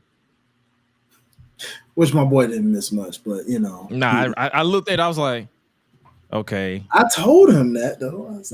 I was like, I just did it because I wanted to experience the crowd, and man. Mm-hmm. Yeah, man, the United States is so boring. I hate that. We know for sure, especially on Monday. But we'll get. I am so disappointed in America in many ways than one, but especially when it comes to wrestling. Like, how you let these doggone overseas crowds make y'all look bad? This is what wrestling's supposed to be, bro. This is what it's supposed to be. You're supposed to feel that kind of energy when you come out, and then literally the crowd helps me be invested in the match, because when they quiet, y'all making me think that the match is boring. It's taking me out of it. To the point where I have to make fake crowd noise in my head like I'm the Thunderdome. Exactly. I'd be like, yeah, y'all hear that? Randy. Nigga hearing voices in the head for real. I'm literally. You know what? Bro, you know what? Nah, that's my rant right there, because you just said it. You just said it. There's my freaking rant right there. There you go. Go for it. Let me talk to the United States of America. I'm gonna do this Bernie Mac style. America, listen, hold up. So tell me this. Please explain to me something. How is it that when a pandemic happened and you were stuck inside, stuck at home, stuck in your own room with your wife, sister, brother, mother, whatever, cousin that you don't even like because you tired of seeing their face every day, and you were stuck inside with them, right? All of a sudden, fans come back. WrestleMania, what was that? WrestleMania, what? 37. What was that? 37, right? You finally get to come back. Oh man, we're back. We get to be outside. You electrified. And then you're stuck back inside again for 2021 mostly, until they finally open the doors up for you to come out. Next thing you know, you outside, America. You back outside. You electrified. Y'all was on a run. Literally, city after city after city, y'all was on fire. But then you got spoiled again, America. You started getting fat again. You got so fat to the fact where now, all of a sudden, here we are in 2024, a few years removed from that pandemic, and you still slaw. You're still sitting there with your bellies all full, sitting on your hands, sitting on your heads, looking like you ain't seen a match before a day in your life. Like, man, we used to this. Nah, fool, get your butt up, make some noise, do some chants, make some doggone energy that we need in this doggone building. Because otherwise, you got Puerto Rico showing out on you. You got France showing out on you. You got freaking Scotland showing out on you. You got freaking Soon to be Italy probably showing Saudi Arabia. Saudi Arabia. They started to suck at first, and look at them even outshowing you. How you let Saudi Arabia outdo you? America, really? Like Philly, you supposed to be the passionate city. New York, you supposed to be the mecca of the city. Cali, you supposed to be the big city. You know, Atlanta, what's going on? We the music entertainment city. What's up with Chicago? You're supposed to be the heart of the city. All these major cities in America, and y'all sitting here. Literally, I get it. It's a 3-hour show. I get it. Sometimes it's a 2-hour show, whatever. But bruh, come on, man. They're giving you storylines. Wrestling's on fire right now. What are we missing? This nigga cooking right now. What are we missing? Why are we letting all these other countries outdo us, bruh? It makes no sense. We're stuck on what chance? It's 2024. And we're still doing what chance? Austin still regrets that to this day. I'm sure Daniel Bryan regrets the yes chance too at this point. Oh yeah, definitely. I mean, I could give some insight in okay, just like some small insights because there's a pro and a con. You right, you was cooking just gunshots, just pick a rapper's gun ad lib, just insert it, whoever your preference is, whatever, add that in there because he was in there fucking cooking, shooting shit up, lyrically, because he's a child of God. But regardless, all right, I lived in the UK for 5 years. My pops went to go play basketball overseas, so we were in Manchester. We lived in Manchester for 5, almost 6 years, and I didn't understand. That's not new. This is the 90s. This is not new that European crowds turn the fuck up. That song and that chanting and shit, it's never quiet. It's not like Japanese crowds. It's not quiet. They turn cricket, football, Americans call it soccer. You know what I'm saying? Football, rugby. Whenever the NFL games come to the UK for whatever reason, or what I'm saying, their basketball league, whatever's going on, they turn the fuck up. They got certain songs and certain chants that are exclusive to certain areas. They have certain ones for the countries as a whole when it's like some World Cup type shit. They run it the fuck up because they happy to be there. It's a community. It's an experience. They run that shit up. So we should already know when they get a show because they get live events a week after Mania or sprinkled here and there. And now they got to compete with Saudi Arabia throwing the bag everywhere. So taking all of the potential shows. It's just now moving back out there. You think they're not going to show the fuck out? At some point, we need to get back to that after Mania crowd and turn the fuck up. Or at least show some interest. You niggas get on the internet and complain. This person doesn't get pushed. Why don't they get a shot? They're always getting squashed. They're getting buried. Blah, blah, blah, blah, blah. Right? But when they there, you quiet. Quiet as a church mouse. You complained all about Roman, all the fuck that you want. We want Roman, all this other shit. You got 3 years of it and bitch and complained most of it. You wanted this story to happen. The story ended. We here now. Let's go back on the episodes. I said this to y'all before. Okay, if it happens, then what? Where's all the new sauce at? Because we getting another variation of the bloodline. The more things change, the more they stay the same. We getting new sauce because y'all getting this shit, and then you just sitting there quiet as a church mouse. Sitting on your hands. Looking fat, America. You know what I'm saying? Stand up. Stand up, bro. Like, I want to see y'all piped up. Pause if I need to say a pause, but doggone it, I need if you understand what it means, pipe it up. For real. Pipe it up. I need energy, bro. Like I said in my story, bro. When I saw that Jey Uso entrance, I said, this the energy I need from all my friends. If I don't see that, you are not my friend, bro. You saw bro, you saw me in Philly. It was cold as shit. But when Jay came out, I was like, yeah, let's go. Let's go. Oh no, we seen you. He had you on camera. Yeah. I forgot you were filming me. We seen you. Hey, y'all know I got Gresh was like, what? Oh, I'm like, slow it down. He's like, wait, I'm on camera? You recording, huh? Yeah. Okay. Anytime we have them live events, y'all already know I'm gonna do it. I was getting annoyed with the people around me because they was all beat. I was like, hey, up, down, bruh. Speaking of off beat, It was They like turned it into the swag surf. Cleveland. they Hold was on. Cleveland. That's Go another ahead, thing. Cook. Go ahead, Cook. Put your apron on. This is why SummerSlam don't need to be out there. Did you see how these folks tried to do the doggone Jey Uso bounce? If y'all can't do it at a doggone Cavaliers game, how you expect to do that at SummerSlam? No, get rid of it. No, that is not it at all. And people had the nerve to ask and say, "Are you going to SummerSlam this year in Cleveland?" Bruh, I'm talking about that wave was all the way crooked. I'm like, what the freak is this? Some of y'all got lights out, some of y'all don't. You want me in Cleveland? All out. Call me LeBron James. I'm out. I'm just saying, as somebody of like Samoan lineage, the amount of disappointment I felt watching that, because I seen that Cavs clip. Mm-hmm. Like you just said, the French was, as much shit as people talk about the French, they was hitting them lights, them fireflies was there. They shit was turned the fuck up. They was all the way piped up. See, and it's like the TV didn't do it justice. Like, shout out to WWE's IG. Mm-hmm. They actually posted an actual live feed, and it was louder than the TV.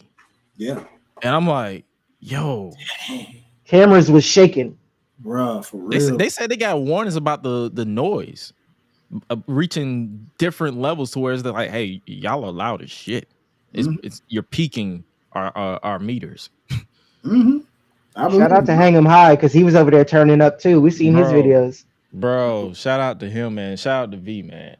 That's why I want to see like that's the type of energy where I'm saying like this is why I want to see NXT talents like the Trick Williamses out there.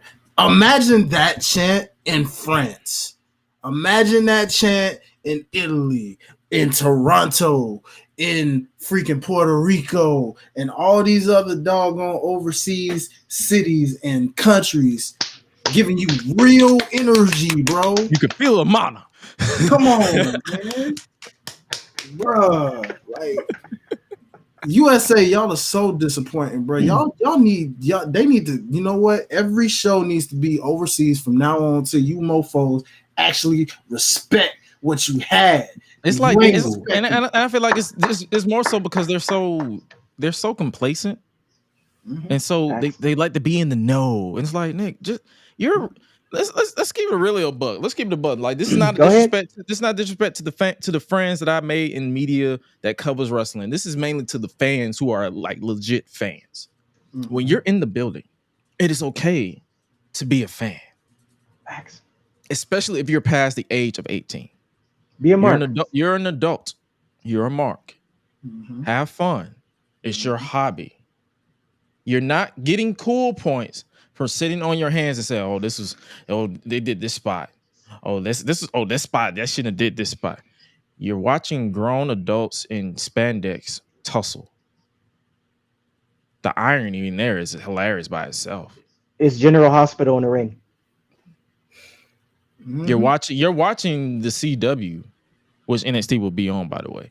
You're watching the CW type of content in that ring. Mm-hmm. Suspend your disbelief. It's fun.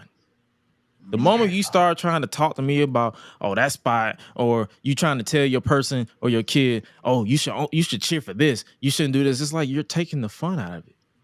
Or twist his DICK with you freaks. Why the fuck you bring that back up, man? I don't know. I'm just trying to go along with the ad lib for what you saying, because this is what we deal with. I mean, dealing with that. For sure. Niggas want to be you want to be behind the curtain so bad that when it's in the ring, you don't care. Niggas are so more invested about getting the scoops and the backstage news and whatever. Even though y'all don't just subscribe to none of it, you just wait for it to end up on the timeline, that when the shit's in the ring, you're unappreciative of it. And then the thing about that too is like they wait for this on the timeline, and it be stuff that has pretty much went through a grapevine of being broken down. So it's not even the full context. You read a headline and then you react. Y'all consume your news to react, not to comprehend. Mm-hmm. There's a difference. So even if stuff happens behind, that's why I say I don't even bother with the whole let's talk about news and rumors, guys. It's like unless it's confirmed, don't care. because it's like it's childish to me. Mm-hmm. I hate to say it like this, but it's beneath me because it's like I'm not getting paid to care. No, that's 100%. It's the same reason why these niggas care about who gets released. So I'm like, okay, when they was there, you sat on your hands during the matches, you You shit didn't on buy them their on the fucking merch. timeline, you didn't buy no merch. Why now you care that a nigga gets released? Mm-hmm. You wanna Especially go see him at the indie show? and that's exactly what I heard people saying with that same energy. Because when Maven, shout out to him, shout out to Jabba Tears, because they were saying the same thing. Gang. When Maven had his YouTube channel, still has his YouTube channel. Shout out to him for being successful with it. Had Masay and Mansoor on there, and they talked about exactly stuff like pay and how they get paid now versus how they got paid in his day and all that. It's like when they mention that stuff about like, oh yeah, you know, if after a certain time, you know, if they feel like they don't need you on TV, they're like, oh yeah, you ain't got to be on TV today, you know, just to keep the quota strong and make sure, you know, they ain't gotta pay them what they guarantee them or whatever, right?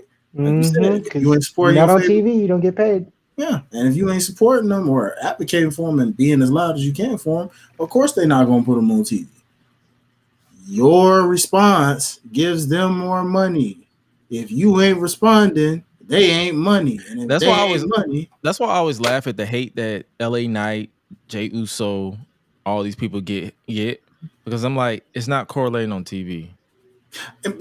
thank you, because that was another thing I was gonna really address these fools with. I'm Thank tired of you. you son of a guns out there, you rock kickers. You know, I'm gonna say that in reverse for y'all to get that later. But the fact is, out here talking about some LA Night ain't over. Oh, so then why did Franz make one of the loudest pops I ever heard for the brother the moment he came out on a SmackDown of all things? Wasn't even on the card. Facts. If that's why did I guarantee you Toronto gonna pop when they hear him? He was popping. Where else did they go before that? When what was it? London. London. Yeah, popped out there. So what are you talking about right They popped in Saudi Arabia. They popped in Y'all be saying yeah. Y'all be contributing. Y'all be actually on your couch saying it. You know what I'm saying? It's either oh, I don't get LA Night. What are you supposed to get? There's nothing to get. I was one of those people who was trolling at SummerSlam. I was like, but once I got out of that building, I was like, bro, they ain't stopping that. There's no stopping that. The only thing, and I hate to say it like this, but the only person who can stop that is LA Knight. Pretty much. He not speaking into existence. He has to fuck up for it to stop. Pretty much. Yeah, pretty much. And that's anything with any wrestler that's over. Yeah. All you have to, the only person that's going to stop you is not Twitter. So that's why I be looking at wrestlers who be trying to go based off of Twitter. I'm like, bro, Twitter is literally a subsection of a subsection of a subsection of the community of wrestling. Ignore them fools and block out the noise and focus on the grind. Like AJ. I gotta AJ. Yes. Francis or Gray? Francis. Okay, because I'm about to say because No. I be seeing both names on the timeline, so that's why I'm like, yeah. He made sure he's like, no, not that. Who we talking about? Okay, happy birthday to him, by the way. Yeah, happy birthday, formerly known as Top Dollar, AJ. Oh, Francis. Happy birthday, fam! All right, that's what's up. Mm-hmm. You know what I mean? Well, he's closing it out. He's probably at the club. But yeah, like, and it's like, because I've had conversations with a lot of wrestlers that just be reacting to my stuff, and I'm like, yo, keep doing what you're doing, and I keep it civil, and I'd be like, ignore the noise, block the noise, and just keep doing you. And when they do that, and you don't see them interacting on the timeline no more, I'm not taking credit for that, by the way. But I'm just saying, if you don't see them interact, they're getting that hint. It's like Twitter doesn't exist in the grand scheme of things. Stay on the grind, keep it focused, keep it locked. Success. It don't matter if you're getting booked in WWE, TNA, AEW, NWA. Yeah, let's not talk about that one. Yeah, that's what I'm saying. That's why I said Never mind. God. Never mind NWA. MLW. Yeah, we show love to MLW. Yeah, MLW. DPW. It doesn't matter. Like, long as you getting some coin and people are talking about you, you're good. Facts. Big old facts. Twitter doesn't. That's why I always like. I just laugh. I just laugh Like if you're not laughing, and I hate to bring it up, but shout out Littlefoot. She got in a fight. We're not gonna talk about that, but I had to tell her too. I'm like, block out the noise, focus, 100%. focus. People won't care about it in a people will day. joke. Yeah, people will joke because I ain't gonna lie, that shit was kind of funny. But people will joke, but you just gotta focus. Focus. Focus. It's And all the next love. thing will It's all happen. people who know you and support you will always be there. It's all love. 100%. It's all love. But let's talk a little bit about backlash. Backlash. What y'all think about? I actually saw it yesterday. I ended up watching it in delay form since I was obviously making around that time. So by the time I got back, it was like what it came on like 1 o'clock. Yeah, it came on 1 o'clock. That's right when I was already kind of on the road. So what I ended up doing, since I don't recommend driving and watching things, people, more than likely, what I just did was I was like, I treated it like it was coming on at regular our time. So I got home right around like that 8-9 o'clock time. I watched it a little bit live, but then I was like, my brother got my full attention, so I'm like, I'll watch that shit later. I watched it the next morning, like when I woke up. And it's like if you take away the crowd, it was a standard match. Yeah, it was a standard matches. The crowd definitely made it what it was, but there were a lot of at the same time though there were match bangers that were like, okay, I ain't gonna lie, that's you know what I mean? Like they did their thing. Oh, the triple threat, I enjoyed that one. Triple threat was cool. The main event was pretty cool. Definitely. The main event was dope. You know, I know some people said they didn't like the finish to it per se, but it's like the burning hammer kicking out at one. Yeah, everybody's. I didn't take it personal because I didn't take it. Thanks. You know what I'm saying? That's merch, nigga. That's merch right there. That is merch. You did. You know what I'm saying? Write that down. I'm gonna take it because I ain't gonna remember this tomorrow. I got you. What? You can keep the coin. I just want a free shirt. You good? I got you. I got you. Because I design stuff in quick, like the Sarcasm Unleashed Daily. I designed that in 60 seconds. Coming to a merch near you. Ooh. That's what I'm saying. I just designed. I'm a sarcastic, but yeah, it's like I enjoyed that one, and I love the fact that the crowd serenaded AJ to the point where the cameras was shaking. Yeah, literally. I think they said I think they said in French they was saying he really is phenomenal. Yeah, they were saying he really is, and he really is, or something. Somebody had a video with the translation, and I was okay. And I'm like, yo, this is nice. I love this. Fire. I'm upset I wasn't there. I'm like the next international thing. I kind of want to go to London. Yeah, I'm like, if we get something in London, okay, look. Because I let me know. I'm in. I was thinking about Toronto with Money in the Bank, but I'm like, yeah, that's what I'm saying. Ooh. Oh, Toronto, yeah, Canada. Because that's pretty close. That's closer to us. At least we just, you know what I mean, and we there. You know what I'm saying? Yeah. And it'll be warm. I gotta make sure my passport is up to date too. Yeah, it is. I need to renew mine. Yeah, I think I should. Yeah, the process ain't that tedious, and I can get it expedited too. So, for sure. Yeah, that would be lit, man. Being up there for that, you know, Money in the Bank, and knowing candidates, you already know it's gonna slap. But what you think about this direction of the bloodline? Who? I'm gonna let my boy Marty take this one first, bro, because I got some opinions too. So the New Japan mark in me loves every bit of this. Every bit of this. And the poly part in me, and I apparently I have to preface, like, before I say it, I have to explain when I say that, because some of you niggas is just nasty, and when I say poly, you think it's like polyamorous. Polynesian. The poly in me loves this too, because thank you for this segue too. For the segue in that too, because you saw what I was talking about the other day. What I was talking about the other day with what happened in France. Yes, sir. Yes, okay, sir. So I've talked to people of the culture, and they're just bringing this up real quick. I didn't know that there were so many aficionados on Samoan culture that could tell me that something ain't a big deal, that something isn't disrespectful, To you, hold on. Let me go ahead and grab this so I can explain this to you niggas. Because like, okay, Come on, man. okay. So when I explain to people that the Urafala, it's not a necklace, it's not a prop. This means something. Means something very fucking important. It'd be too much time to explain it. Get your fucking Googles. Use your smartphone, whatever, your computer, whatever. Look this up. But to tell me, because my thing is like Cody respects culture. You know what I'm saying? Especially black culture. He like I think if Cody, even though he works with a bunch of Samoans, he should kind of know.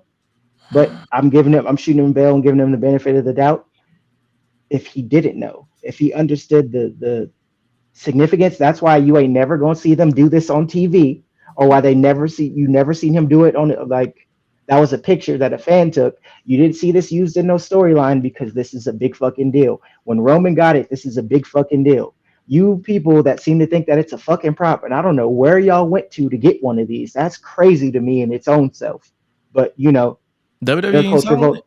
No, They wouldn't. You could tell they trying to make money off that. I can tell. Damn, that's selling people's culture. Because I saw a few people, they look white. They look whiter than snow, or rocking a few of them, and I was like, yeah, they went on the internet. I noticed that. Yeah, they went on the internet and did it. Oh, okay. That's where they got it.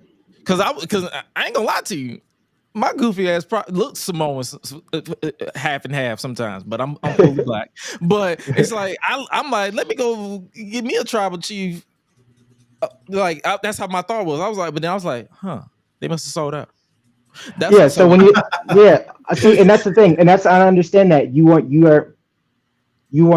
didn't know. So of course you would think that it's a prop, but it's okay. So that flag right there and the other flag right there, to those people of this nation right there, and to American Samoa and Samoa, like, and even Polynesian culture in general, this means something.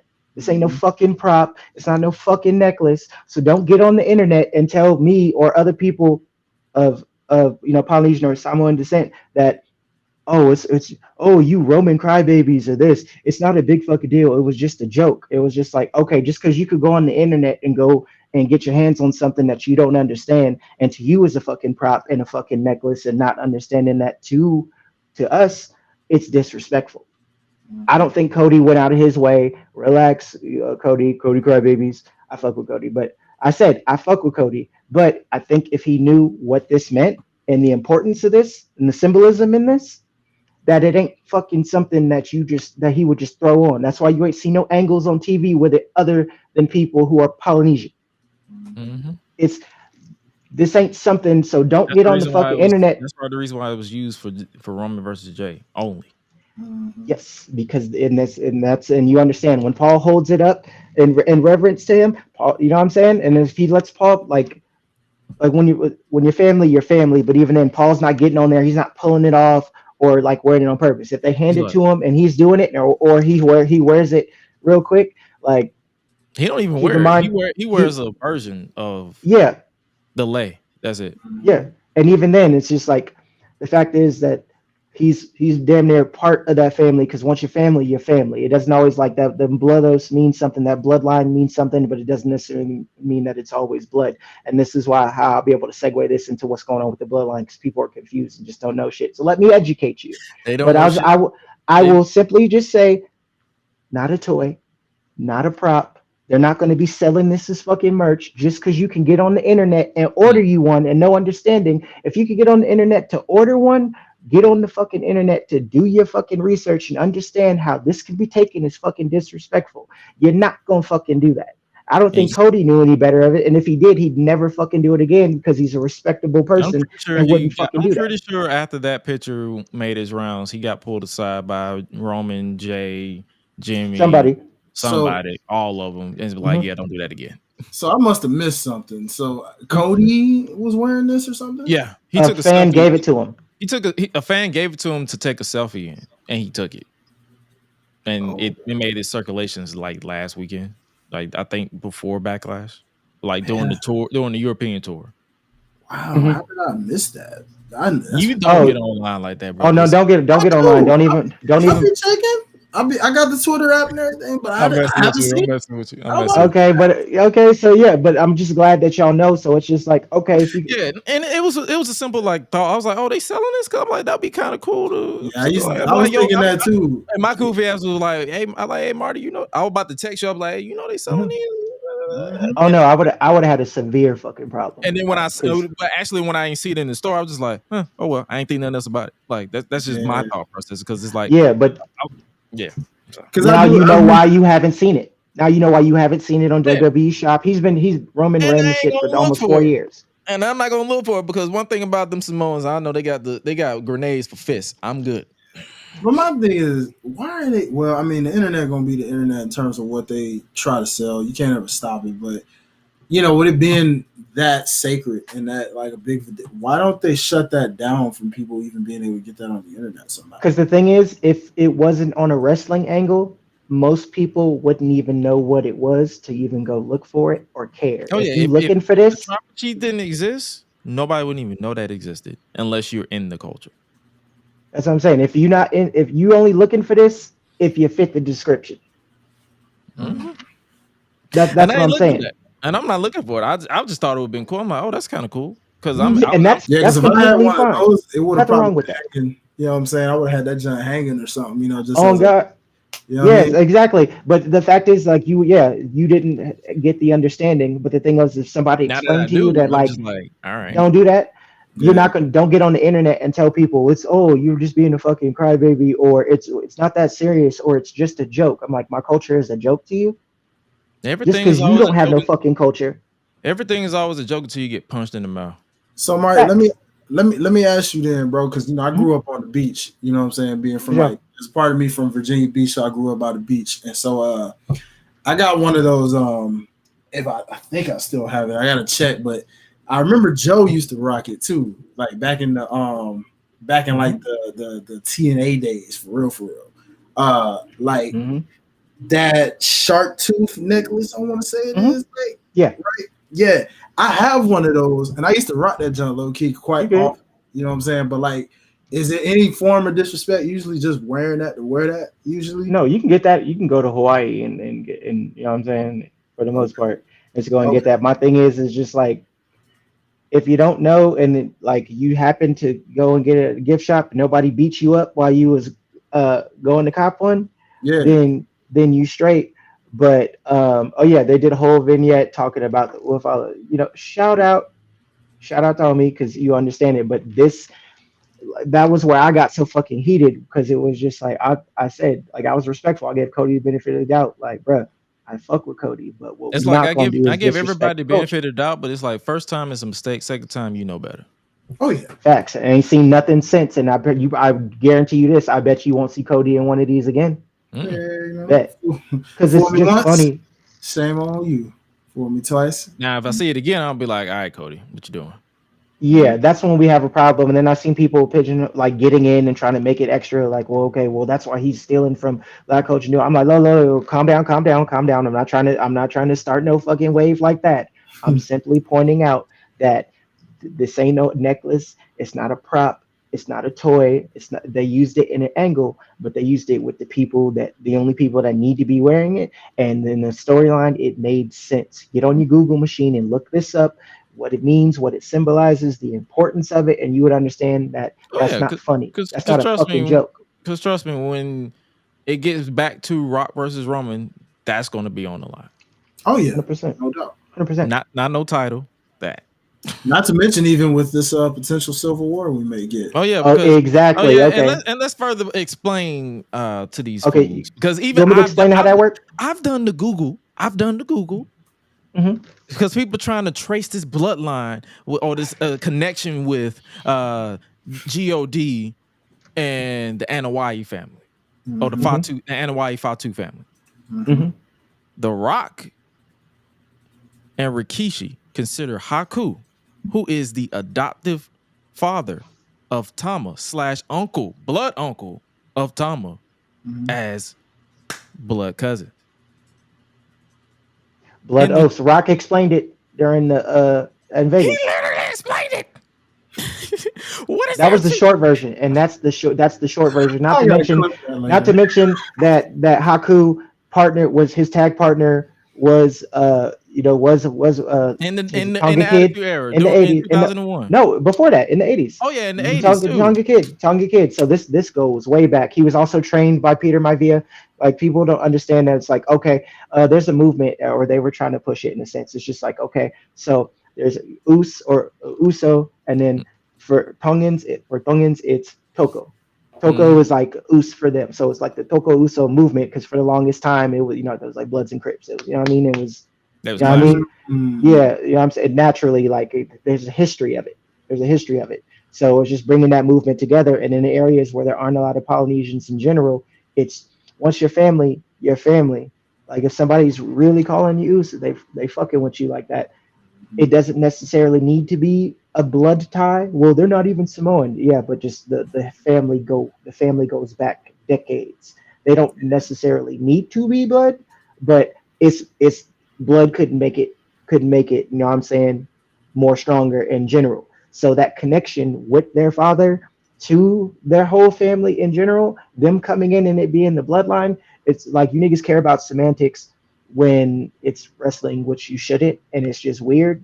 But literally, when it comes down to it, where they're not even related, it's just like, oh my God, y'all are stupid. That's why The Rock had to break this down when he showed you the whole family tree. I'm trying my best to explain it to some of y'all because y'all are just trying to pick at something because you don't like it. But now that Roman's been gone and the bloodline is kind of having to like That's what cracks get me up steam too. again, I'm now hearing that y'all. chant. I'm hearing that chant. We want Roman. I'm like, but he was here for 4 years. Mm-hmm. But now you Like y'all okay? want them now. I'm like, Oh, oh, you okay. realize what it is? You realize what it is when you remove the seasoning. Mm-hmm. Oh, okay. I mean, it's still Oh, edible. It's still edible. Oh, I mean, you it's you, not. This is you not got a the slight. story. This is not a slight at Solo Sokoa and Okay, the new bloodline because they've been given. They've been working with what they've been given. Yeah, But I think they're doing a good job so far. I I mean, what agree. they have with it. I like this new version of them. But I get that it's not the Roman version, but that's the beauty of it because I don't think it was designed to be as it was we. not designed like Roman literally tells you like people are stupid because Mm-hmm. Roman literally told you like, bro, I am doing this to expand my family to where when I go away, I'm not needed. Mm-hmm. He's still around. He's just not on TV. Mm-hmm. He literally said it on. If you actually watch and digest a lot of the documents he released, he literally said, "I I may be the forefront, but I'm also in the back to make sure that this makes sense and Mm-hmm. this makes sense." So yeah, you're going to see Solo, then God, and you're going to likely see Jacob instead of trying to Well, get. even before him, even before him, because I shout out to my boy. You know, we talked about that. I had a theory about that one, Hmm. but there's another one that is likely about to pop up even before Jacob does. I'm not surprised. There's a lot of them A motherfuckers. And 7 foot. which side do you think Jacob is really going to show up on? If I mean, everybody's assuming because I kind of want Jacob to be that enigma, that lone wolf, to where it Oh, kind what of Solo was supposed to be before they inserted him in yeah. there, because Um, that's what he I what want he him to wanted. actually be Solo in practice and not in name. well, Roman told you that Solo was going to be next to run the bloodline anyway, or the next up anyway. So none of this Mhm. should be a fucking shock. And if Jacob's going to, I think because Jimmy getting hurt didn't help, but it's and then they'll figure out ways to like let Jay do his thing, and they'll figure out a way in time to get that there. But it's like okay, if Jacob's coming, and he's a direct relative, since y'all care about that so much to the Fatus, him holding it down for Jimmy, that could be a possibility. Also, I don't know. I did hear that Hikuleo's contract is up in June. And there What we I go. heard There we go. And that's who I Right? was That's right what I is said. there. It's Rin a lot. Samoan and a bunch of Tongans. Shut up! It's the It's, bloodline. You don't. it's a lot of motherfuckers. It's just a lot of y'all motherfuckers. To the point where I just feel like, oh, another one, cool.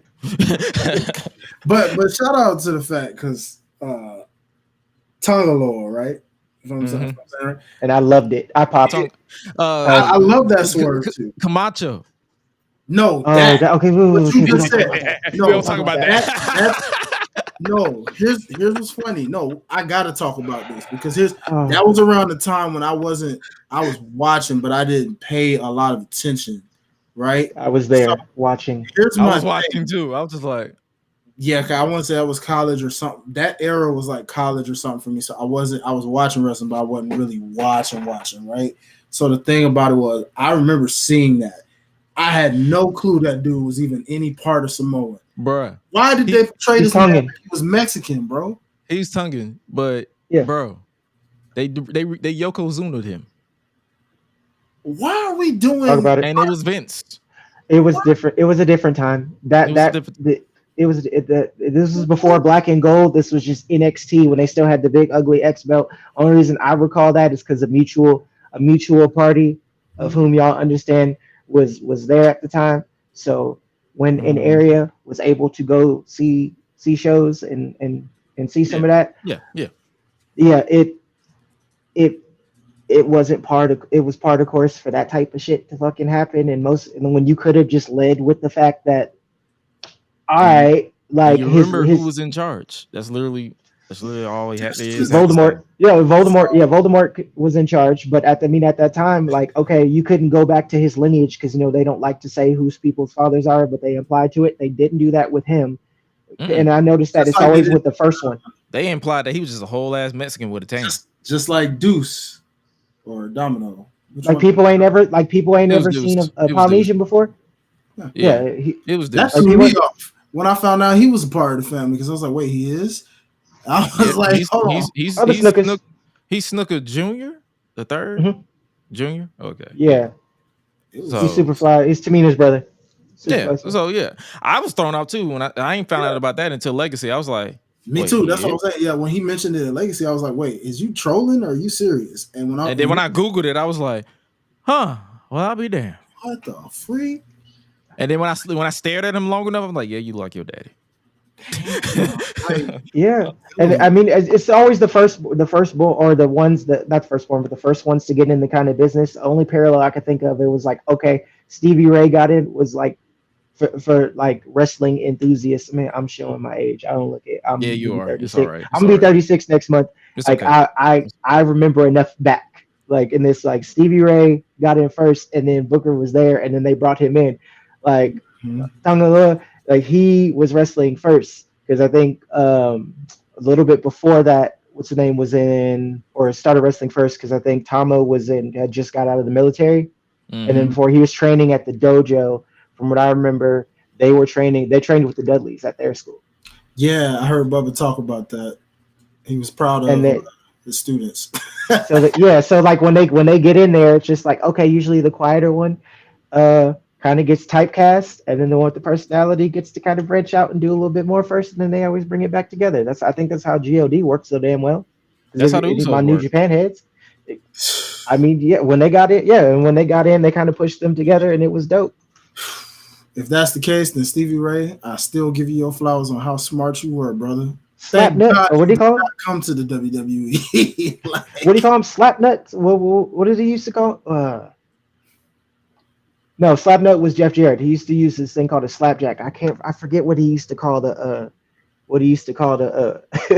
white people when he would wrestle them. I'll look it up, but it's fucking hilarious. I trying to be PC about it. I almost flipped out. If I ever say Palangi, I'm white person. So it's like I always try to like. I just straight up white people. I was really trying to keep it PG. I really was. But to kind of your original question, like where this bloodline is going, is like people just need to be patient with it because we had like it was great for so long that afterwards where everybody's just not picking up the pieces, but everybody's kind of trying to figure out how to reroute. That's why this Cody story is kind of like at this point all the grandeur's gone because we got to the end and it didn't just end. He has to keep going now. So now you kind of have to build up, and you can't compare it to that. If you listen to the opener of the Backlash, they literally said it's time to write new stories. All of them ain't gonna be as compelling. You know what's and this funny? New bloodline is that. What's funny about that is what comes to my mind metaphorically is, and this is for Gresh since I know he's the film producer of all this, you know what I'm saying, and how many sets you've been on. I hope this isn't a negative when I portray it this way, but it's basically, since everybody keeps calling Roman Thanos and all, this is their continuation of what they're trying to build into their next phase of the Marvel series. Now, oh yeah, this is phase 5 Oh yeah, of the Bloodline. yeah, 100%. But I would phase five's kind of mean, but I get it. It's just because Phase people have to build 4.5. 4.5, 4.5, and then maybe it's a little bit of the bias in me, but it's just like, okay, you're introducing these new people because I've seen all you lame ass niggas that claim to love wrestling and you care about star ratings and all this other bullshit. When Loa got there, oh, that was just Jacob will get there when he's supposed to get there. It was too predictable to do that. We got something because nobody expected Solo to get there, and then y'all complained about it. We got it, and it got to where it is, and now look where he's at. When God, now that they're there as a tag team, and Tama's not just there by himself, and you're able I to mean, he's see in the why King of they the was Ring. running, He's why in the they King was of the Ring running by Japan. himself. So he's in the Is he King of the Ring by himself. Yeah. Tama? Yeah. Thomas in it. Yeah, they Oh, just good shit. Yeah. But I'm just saying, we're gonna get God backing him up, and then now it's just like, okay, before Jacob, it's assumed he'll probably be on that side, and probably so. But if not, when Jimmy comes back, and then they figure out a way to bring Jay back in there, like just give it time. It'll all get there. But right now, it's like, okay, Solo was taking all that was an enforcer, but he was kind of taking L's. He was taking bullets for the tribal chief. Now he's Oh yeah, probably it was sick and a tired of whole it. thing. It was a whole thing for me. I was like, bro, you have not made your lyrics come true yet. You have not went against the loss yet. You've been taking nothing but losses. Oh yeah, okay. But now he's tired of it because the thing is like, okay, I took bullets. He put in his work. I took bullets for you. You lost. Now it's mine. You told me I'm up next. I'm taking this shit and I'm gonna make it my own. Fuck what That's you why I talking put about. that tweet. I said the streak is over. He is no longer a loser. His theme song reigns true. I am no longer taking a loss. Even then, never lost. Loser like that though, but it is back on Yeah, track. but I'm saying now, give him time to build himself up and to see what they're doing with and be able to tell this new story. Because when Jimmy comes back, it'll be able to pick up more steam. Because my thing is, everybody thinks Jacob will be there next week, 2 weeks. If he comes, then what? They're kind of keeping this separate from Cody. Notice that like Cody's kind And of also, out y'all the need to way be from that. patient because y'all booking War Games. My brother, that's November. It's May. Facts. Roman Slow probably won't even be down. back to November. Like, And that's if. Man, that's a big if. You know what I'm saying? We got. he's shooting movies, spending time with his family. Stop bothering him at Disneyland. Leave this nigga alone. Oh my God, y'all are parasites. Some people, I said, some people suggest he should even come back during Royal Rumble. Why? I wouldn't hate. I wouldn't hate it. Pop. Just think about it. Pop? Okay. Yeah, when you I wouldn't hate it. Hear that music, you know, because you don't truly know. I'm gonna really troll y'all. He should come back and win it. Agreed. 100%. 100%. I'm speaking about 100%. I can't wait so he can take this shit from Cody again because they ain't enough credible challengers to do it until he get back. Thank you. Yeah, Solo did have a streak. Have a streak, but now give Solo time to build. He took over. We're telling new stories. We're adding new characters. Let him build this up. Give it time, and then notice how they're keeping it away from Cody because Cody's got to build this reign up by getting through people. I need Cody to not touch 1 ounce of Samoan blood. But see, not right now. Not right now.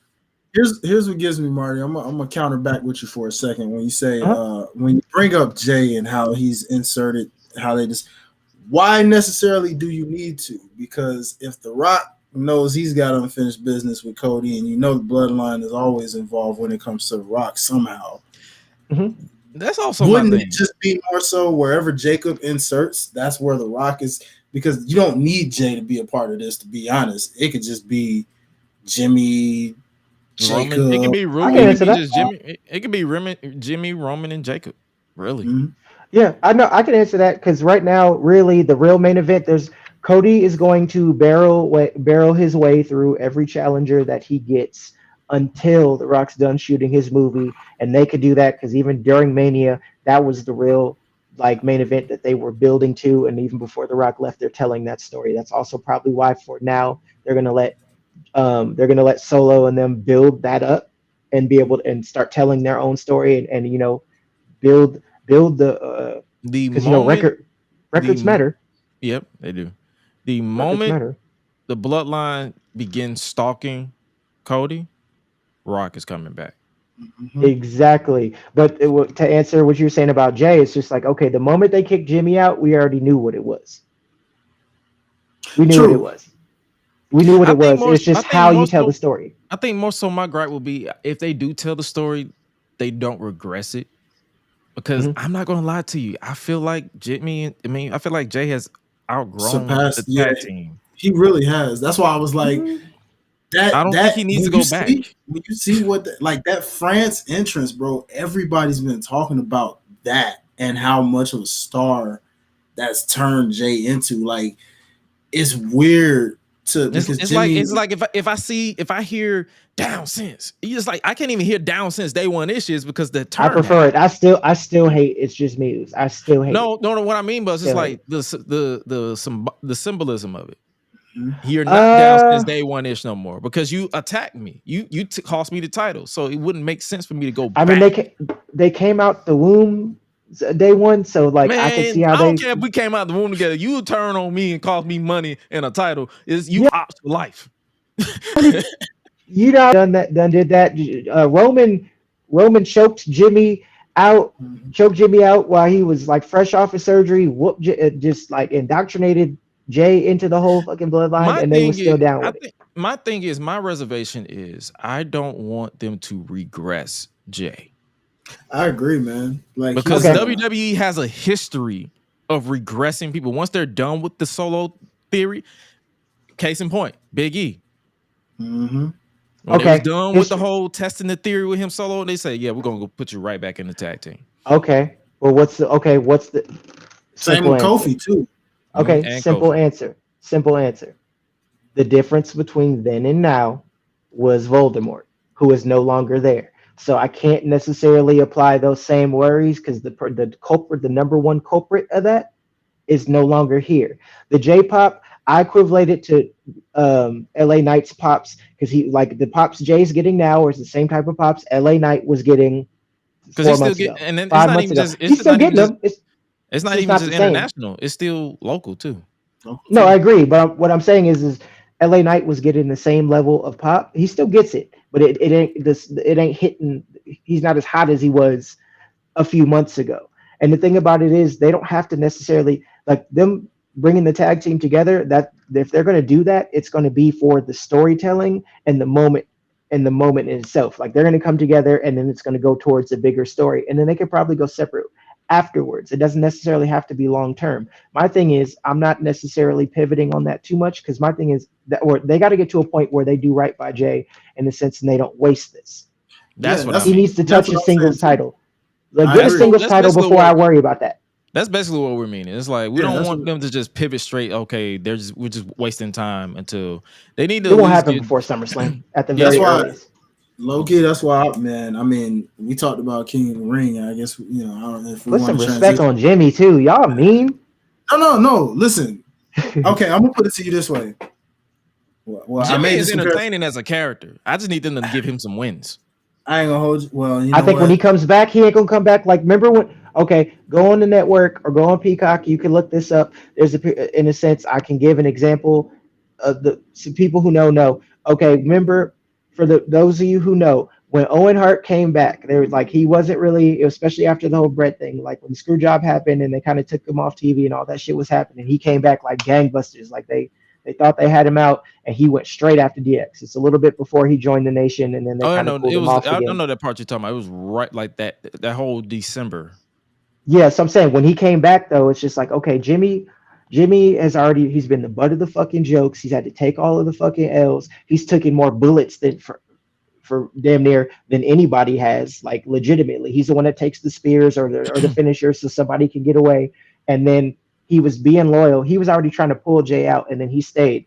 And then he was being loyal, and then your own little brother at that, your other Little little big brother brother. kicks Little big the brother. little big brother kicks you out and people are already counting you down. If Jimmy comes back strong and like out for blood, like the way the Usos were When they first prior turned to heel.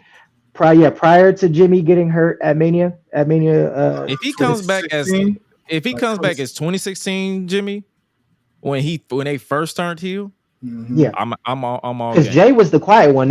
Jimmy was the one that everybody noticed and held that down. It's kind of like how Ambrose was like the mouthpiece of the Shield before everybody kind Hmm. of split out.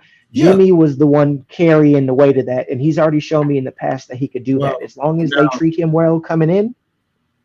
his Why wife not? helped with that though, because Total Mm-hmm. Divas helped him stand out even more, where he became Hundred lovable, percent, right? 100%. And then all of a sudden, that's why I'm like, if you're gonna do that, when you do, like you said, Jay's got to get a singles title of some sort, but Hmm. then Jimmy also has to like get his credibility back, where people are like, dang, we're getting him on that same level of a Jay now in his own way, He's where got to then come back for they come blood. back together. It's like rock and sock connection type stuff or something, where it's like they Yeah, both, you know what I'm saying? So yeah, but that's what I'm saying. He has to come back for blood. Like it needs to be out of nowhere. He needs to bust somebody open. He needs to be attacking them. It needs to be on site with them. He needs to get a win, whichever one of God or whatever. Like, what if he comes in strong, like No, out it for got to be blood? no, Tonga. It got knowing to be them, Tonga. it'll be Tonga. Yeah, it got to be. You got to It come won't out be to It Tonga. won't be Tama. It'll be Tonga. I already know them. I know how, bro. You think so? I feel like they're gonna be. It's gonna be Tonga. I don't mind being proven wrong, but I feel like the first person that's gonna take the heat is gonna be Tonga.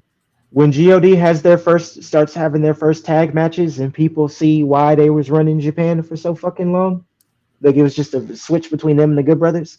Like when people see what God is really about, then people will start putting respect on their name. Man, I When hope Tama so. can start doing promos, it's up. I It's hope up. so, man, because Good Brothers, talk about a decline. Yeah, but at their age, they're just kind of putting people over. Here's the They thing: we chilling. haven't seen. Yeah, they're just chilling. I haven't seen Finn. When Finn has an interaction, I don't know when and how it's gonna happen. When we get a Finn interaction with Tama, that's gonna be crazy. When we get an AJ interaction with Tama, that's gonna be crazy. And then like that's a storyline that you could set up right there because they could take the fall. AJ could take the fall, so can the Good Brothers. If AJ and Tama have like you know what I mean? It's fam. You know what I'm saying? It's fam was good, dap up, all that, and then they get jumped, and then he has to pull the Good Brothers out for help, and then I we don't get need. some like Bullet Club on Bullet Club That's my action. But thing. That's my question about the AJ and Good Brothers thing. I don't even think they. I think AJ is the solo thing now. I don't even think they Yeah, still a he's faction. I'm saying in he, terms of telling the story, and Oh, in okay. terms of telling the story, because there's the connections. Because Thomas got the deepest connections because he didn't care for Omega Man all that much, or even Cody for that matter. His whole thing was it was Valor or yeah, Devitt for those who know, yeah, and AJ. and AJ, That's where yeah. that connection is. So, dang, they say Agreed. yikes. Yeah. So, okay then. Interesting name. Are Yeah. they trolling? Yeah. Yeah. Yeah. All right, I got one I more like thought it. on the bloodline though, because this is from Gresh bringing this up last week because I didn't think about it till it hit me, and I was like, "Yo, I didn't even realize that." But you were so right. The elephant in the room here. What's up with Miss Jax? Nia Jax. I was When we get trolling when I that? said that. I was trolling when I No, said no, that. no, no, no. I could see that. I could It see makes that sense. happening, but and that's will be the catalyst to bring Naomi in. But we're letting her do what she's doing now. When Jimmy comes back, whenever that is, that's when this shit gonna pick up. Right now, they're just gonna reign supreme, and it's gonna be pure chaos going forward until they can get credibility in this new bloodline before they start going after a Cody or before they start entering in a Nia Jax. Because I ain't gonna I lie. I think feel like Jimmy getting hurt fucked it up. if they introduce Naomi into this, they're gonna have to go Naomi pre-glow. Mhm. She'll have to turn up. It has to be It was what was pre-glow. With the The the team bad. bandana, yeah, Team Bad. Yeah, I got to bring Team Bad version of that back. Like she can't be in there like, come on guys, let's glow. Like, no, they're No, bleeding. They're bleeding. They can't glow. They're trying not to die. you This is mess a with mafia Aiga, you story. gotta fight at that point. It's like she'll up the smoke. That's what I'm thinking. They'll bring Nia in, like when Jimmy. I feel like when Jimmy will be the catalyst for all of the storytelling because then you could eventually lead to Jay because they've already kind of sowed the seeds when they asked Jay about what happened and the stuff with the And he bloodline, was and like, then you nah, I see it ain't. in his face. He was like, I told him to come with me. Yeah. And Anyway. you, but you seen it in his face that like he was concerned, but he was just trying to focus on what he was doing. That's his Mhm. family. And in some for those in some own culture, like that ain't just something you could turn off. You're not just turning that off for titles or any and all that other shit. Like it's especially being twins. It's totally different. Like the Jay will come in like the Avengers and shit. Like he'll come through the portal at the end, like he did at WrestleMania when it comes down to it. But when Jimmy comes back, you'll be able to tell that story of adversity. That's when we'll start. Naomi has a road to come in, depending on where Jacob goes, because everybody expects it to be this way. If Jay's on the other show and nobody knows where Jacob is, he can go and hit up cousin, slide through. I need you because they ran it up on me. Like Jimmy coming back will be the catalyst for all, like in terms of future storytelling, because you need him there as being the one that was outed and has the most to fight back. He's the underdog at this point. And Paul Heyman is our quarterback, selling it with all the facial expressions. I love his brother's face. Oh God, he need to give him an Emmy, an Oscar, something like he. And that's why he's in the Hall of Fame. 100%. Put him in again. Oh yeah, again. But yeah, we spent enough time talking about Backlash. As far as the predictions, it's a tie. We all literally predicted it happened to have so, and still your Freepedia predictions champion is Mr. Highlight Reel, because whenever there's a tie, it remains. Let's talk about. I want in on the next one. No, yeah, for sure. For sure. Let's Viva Las Mania. WrestleMania is go. WrestleMania next year is going to Las Vegas. I don't even got to fly. Oh yeah, you don't. You could just drive, can't you? I'm 5 hours, little, no traffic, less than 5 with traffic, like a little more than 5 hours away. There's so many things I have like, and our game plan for last year for Philly actually worked. Like we checked out night 1, and we was in the hotel for night 2, pretty much a watch party, and it felt the same. Like it really did. It really did. So for depending on that card and how they got that structured, shit, we might mess around and get a skybox. Yeah, bro. And Vegas, I'll put it on it. Less expensive than how Philly was, because Philly, like a trip to Vegas is easy in terms of like 4-hour flight. You get there, you got the extra time. We just got to worry about the jet lag a little bit. That's really interesting. Ain't it mountain time? Yeah. I thought it was Pacific. Oh, Pacific. Is it Pacific? Yeah, because they're right there. Yeah, they're right there with Cali. So they're an hour behind us. Okay. They're behind I'm in mountains. Yeah, behind me. I'm in mountains. Jesus Christ. So wow. So that's like 4 hours behind us. Like 3 hours behind us. I guess 10:36 where I'm at right now. Yeah, so that's like 3 hours behind us. Jesus Christ. So I said, yeah, once we get past that part. But then again, I travel for work, so the jet lag. I'm used to it. I will pop a Red Bull and keep it pushing. Oh yeah, likewise. You know, that's what I was. We gotta talk about this skybox thing. Like we don't have to talk off pod for that. I'm in. Oh yeah, that's what I'm saying. Going either way. Let's go. Like just have the crew up there, because it's like getting up close is cool, but kicking it next to your people is better. It is. We figured that out. Like it really is better with that kind of vibe. You could do up close and personal for a Raw if you want, or like if you just want that up close, but like just to kick it with your people while watching the matches. You want to talk shit and just and don't take it serious, bro. Like tweaking in real life. Because growing up, whenever stuff used to come to the Phil's Arena, that's all we used to do was get skyboxes. The family used to just get skyboxes, and we would just be up there just having a good time in the skybox, bring food, get food, and just have a good time. When we was old enough, alcohol was included. Okay, yeah, we might have to have the Unleashed skybox thing. Hey, you know what I'm saying, Gresh? What it look like? Hey man, only flexers allowed. Oh yeah, only flexes and real people are allowed. But man, I'm ready. I'm ready for it. Like if it couldn't have been Atlanta, Vegas is my next choice. Yeah, Vegas. At least we know it's warm. Yes. Oh, it's warm without a doubt. Like you know, and we know I can wear my Hoochie Daddy shorts. Oh God. Oh God. Yeah. Hoochie Gresh is coming full force to Vegas. So if you see my buy me in abundance, nigga. If you see my oiled up legs, mind your business or pay me $1. Facts. That goes for you. Comment, ladies on the strip. Like just I'm walking, minding my business with my belt, with my shorts out. You a wrestler? Yes, I am. With All right. consent. You know what I This is mean? with consent. A wide abundance of thigh meat will be out and about. You You won't can't see these kneecaps. I don't give a fuck. you Bro. can't suck it till you consent it. Merch. I'm just gonna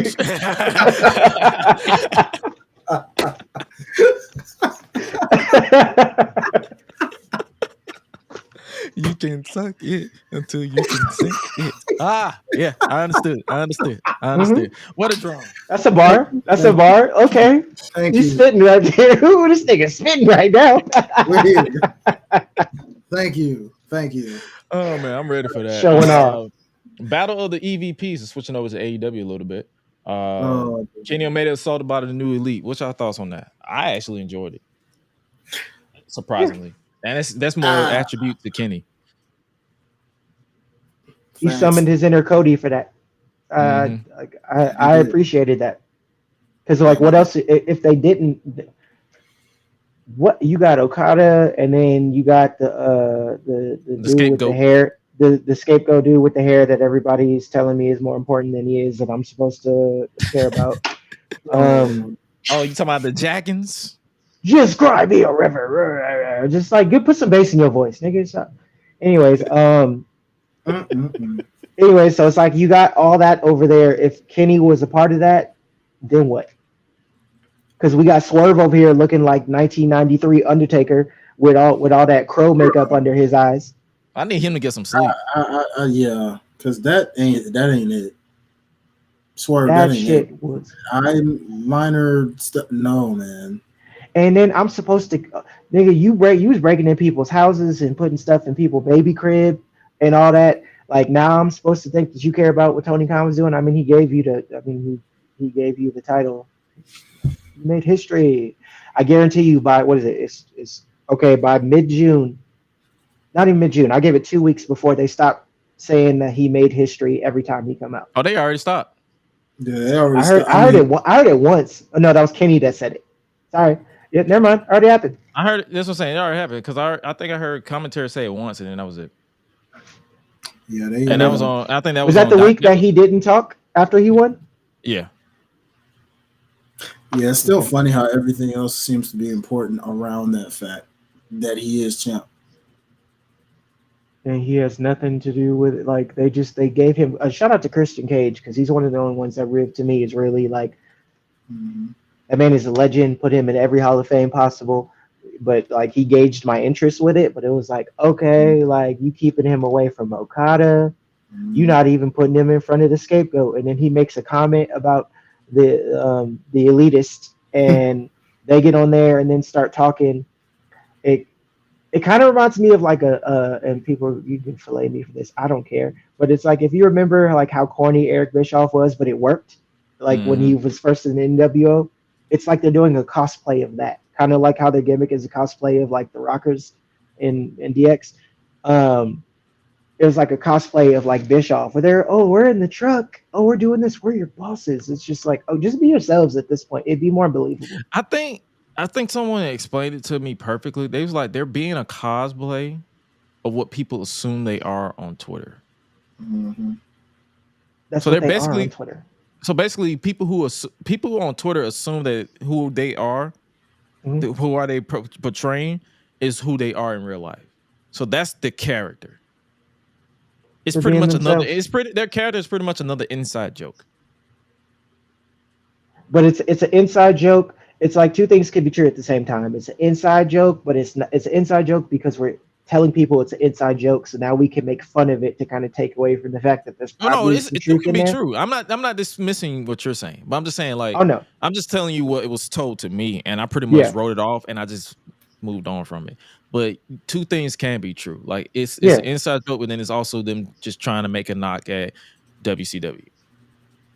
yeah. It's just them. It's also them being themselves because it's just like I don't know them, know people who know them, came across them like one time and it was very brief. They not really it wasn't like they was trying to like sit up and talk and it wasn't like I wanted to talk or anything like that. But my whole thing with that one is it's just like, and here's the thing too, like I don't like know these dudes in real life like that. And again, to segue to our earlier conversation, I'm not going to take personal offense to it or get stand on these huge mountaintops about people that I don't know. All I know is that the characters annoy the shit out of me, and it's just like, okay, if this is the case, how you pushed yourselves the first 3 years just wasn't working for me. Like this variation of the books, all for it.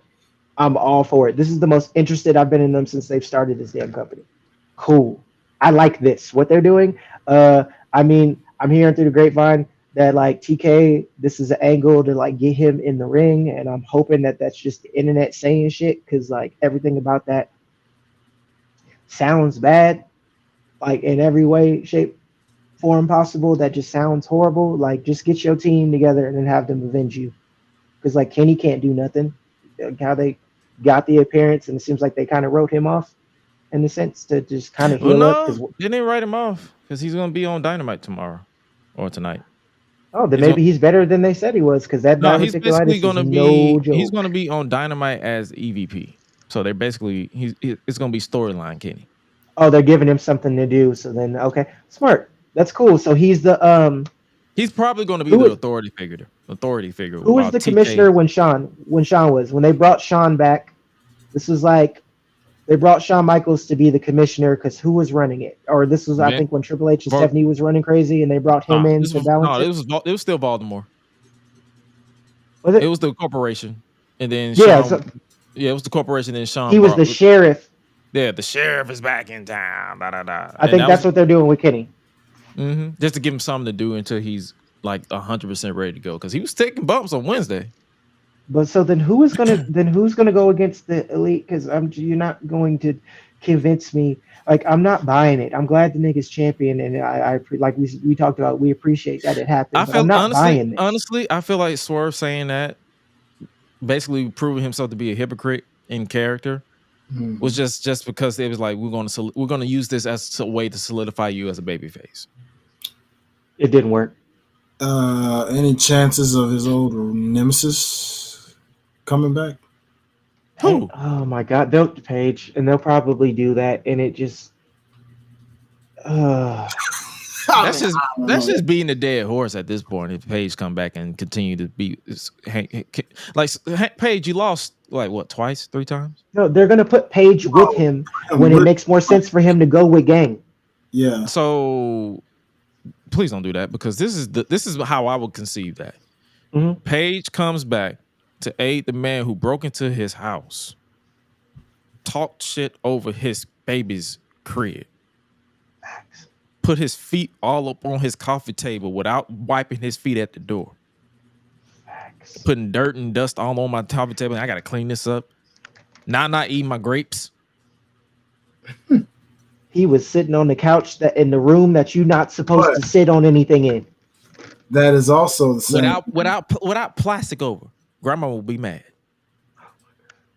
Can't knock that. But go get a switch. That is also the same man that drunk this man's blood and then had the nerve to say after the fact, after doing that, we're forever linked. It's like we're kind of together, kind of thing or something. So it's blood. It's just, I don't know, because of whatever he had in his mind with thinking that after drinking this man's blood. Yeah, I know. My bad. We had our wars. We had our differences. Brood did it better. These guys are out of control, and I know how. I don't know. Well, he was. What was going on with? I'm trying to remember what happened with Paige and the Elite because didn't. Yeah, they had a little like beef. It was the him and Kenny thing. Oh yeah, basically the Young Bucks suspended Hangman out of Paige indefinitely. From the Elite. See, they're gonna do it. They're gonna do it. Oh God. And then maybe some kind of swerve, pun intended, where it's like either he joins with Gang, like you said, or Kenny's eventually ready to come back, and it's just a 3-way war or something. Because we already know FTR is going to be involved because they made the save. They're gonna throw Ospreay in there because that's how they're gonna get the title off him. Ain't nobody tell me different. They're gonna feed him to Ospreay so you could throw him in because he's not doing shit right now. I mean, he's going after the international title. He is doing something. So, well, I'm saying against Okada, right? Oh no, I thought he was going to. They were going to put him against Okada because I'm so confused. There's so many fucking titles. What title does Okada have? Okada has the Continental, the one that Eddie had. Yep. He beat Eddie for it. But that one's got more steam than the one Ospreay that Cassidy is has. going after the one that Roderick Strong just won from Cassidy. Oh, Roderick Strong. Yeah, but that's what I'm saying. But like the one that Roderick Strong, that's why they gave it to him. It ain't got no sauce on it. It's plain wings. That's what he rocking right now. The one with all the lemon pepper, or I'll just say hickory barbecue because it ain't lemon pepper. But like that's what Okada got right now. Why would? Bro. And it brings it and it segues in to be able to feud with the EVPs and the new elite and all that other shit. Like it's brother. This is how I consume AEW. I just fuck it. Let's vibe. I'm just gonna start doing that because it makes my brain hurt. You're trying to make too much. This is like you're trying to unravel a yarn that's been tied all over the place. Just my head hurts. I'm like, hear me out, because there's also this Orange Cassidy factor here. Supposedly, Mr. Callis wants to now suddenly, come here, Orange Cassidy. Why is Orange Cassidy going with Don Callis? Because of Trent. Because of Trent. He's channeling that dark side, man. He's trying to bring it out of him. Oh, we're gonna get Blood Orange Cassidy? Mimosa Cassidy? I don't know what. Okay, like here's the thing: the fact that he had a promo. When I tell you that so I tuned in and I watched Dynamite, and this is not me shitting on Dynamite. Everybody ingests shows in their own way.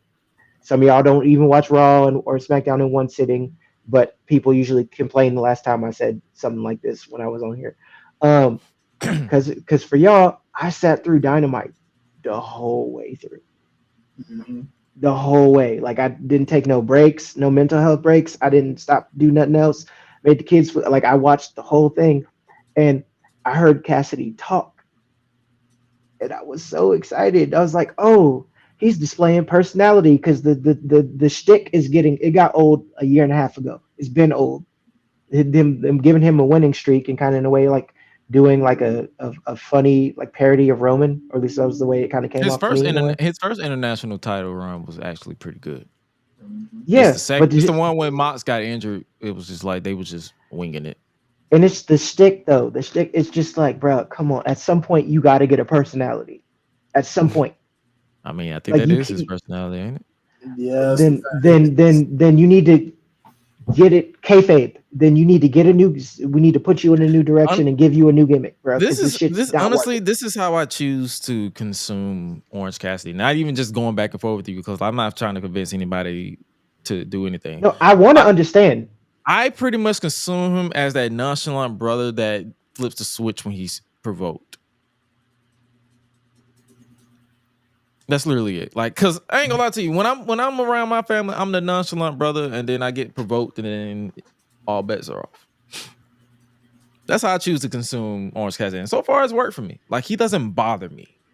But I gotta try it that way. He's also not the guy that's like, I'm like, oh yo, you gotta check out this Orange Cassidy. He's really good. It's just like that's the internet. That's what they'd be telling me, and that's all I ever heard. And then I checked it, and I was like, bro. 2020 from October 2023 until now, I've been consuming my wrestling differently. I've been ignoring the noise, and I've been enjoying wrestling so much. Can I get a printout or like a sheet of how the steps? Because I want to try it. But it was frustrating for me too. It was just like, okay, no addressment promo from the former champion. Here's how you consume your wrestling. Step 1, fuck them niggas. Step 2, it's just wrestling. Step 3, smoke you some reefer. And step 4, fuck them niggas. That's beautiful. Okay. He broke the science down. Like he did some real lyrical alchemy right there. And it opened like, let me get real hip hop. Like the way he was spitting them lyrics and what he was saying and the substance in it, it opened my third eye for real.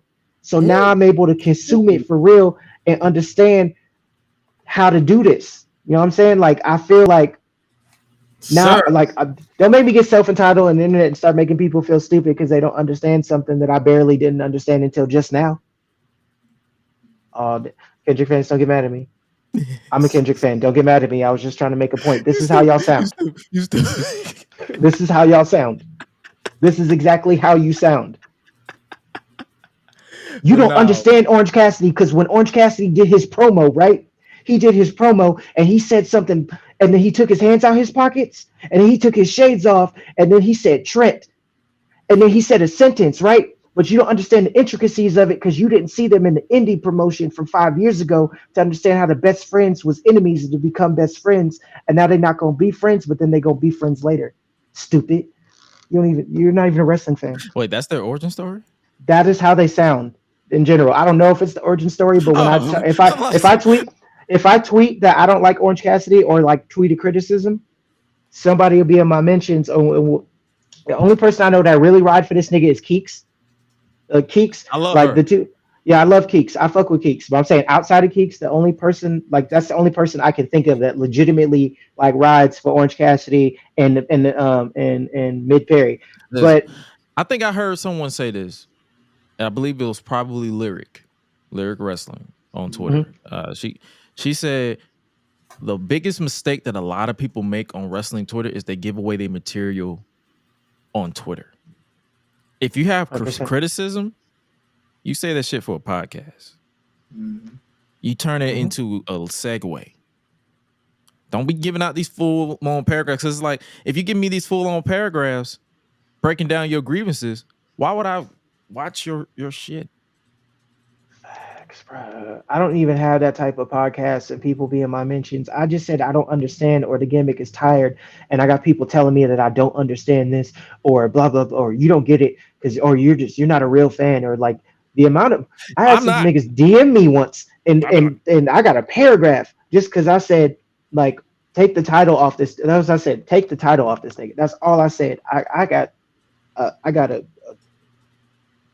this nigga could have had 2 hours of content in the amount of shit that he sent me. I tried to humor him and read it because I wanted to understand instead of just writing it off. But then it was on loop like a CFO beat, and it just kept going. And then anytime I had to block this nigga because anytime I said anything with orange, I could have been talking about orange juice. This nigga would have been was at me. Just See, I was like, that's bro. why I was that's why I tell people all the time, like, I appreciate the mute button, but sometimes some of y'all I just gotta block you. I need to Like, start it. like I don't even care. I don't even care. Like, I don't like you're going to see me. You're going to see me in real life, and you're not gonna do shit. You niggas who got beef with me saw me in Philly, looked me dead in my eye, and didn't do shit because it's all performative. Oh god. And keyword, I gave you the 4 steps on how to consume this shit. 1, fuck them niggas. 4, fuck them niggas. Shout out to the homie Reese. Can't beat Oh me. my god. You need to get the sample of the dream. You You can't need to beat get me up. that. Fuck that nigga. You need that. You need I the need sound that. bite. I need to soundbite that and put it in my board. Because I'm gonna Please take this do. board every time I'm on the road. So you're gonna be hearing this good quality every time I'm on the road, not just here. So yeah. Fuck them niggas. Fuck them niggas. Fuck them niggas. Fuck them Fuck them niggas. Fuck. I'm gonna start praising them. Them niggas. Boy. We need the organs in it. Fuck them niggas. Fuck them niggas. All right, but I'm interested in see what they're gonna do with Kenny and what they're gonna go. Like, I'm always intrigued to see like if they're gonna knock it out of the park or just fumble it. It depends on what. And Tony, don't hire Jerry Lawler, please. I'm gonna leave it at that. Oh, that Pepsi line is gonna be. Oh, that Pepsi line is gonna be. Oh, I got drafts. I'll say I got drafts ready. The moment they released him, I kept them in general. I got drafts. So instead of DMing me, some of y'all just block me because y'all be moving the goalposts, and I remember the position of where it was before you moved it. I got him. Just say when. Say when. I'm not as great with the videos and edits as Gresh is, but I got some shit. Go ahead. Go ahead. Let me. I mean, we're already seeing people do as I say, not as I do. He's doing a lot of the stuff that gets criticized. Mm-hmm. Yeah. A Man, lot of it. a lot of it. All right, so I guess we can switch over to Raw since we watched that last night. We're gonna just speed pass through some stuff. Trouble within the Judgment Day. Y'all think that's where we're heading now? With Rhea out? What are they doing with Liv? That's what I Because I mean. didn't see anything with her and Dominic, or I might have missed it. Did you see anything with her and Dominic on Monday? They're being subtle. Like Dominic in the opening segment came out with a bandana, and then as the show went on, he didn't have one, but then Liv posted pictures with that same bandana in her pocket. Storytelling. Just like you, that was it. Just like literally. She's got more of a heel swag to her too, because when they The revenge tour, I'm on board. They was about to squad up on her and Becky in a promo, and she kind of rolled out the ring. She said, "Yeah, nah." She left Becky. She left Becky hanging, and then old Lyra, old Bird Wings, had to come out there and She like this. The Irish like, you know connection. what? My beef is with you. This ain't got shit to do with me. They don't know me. I'm out.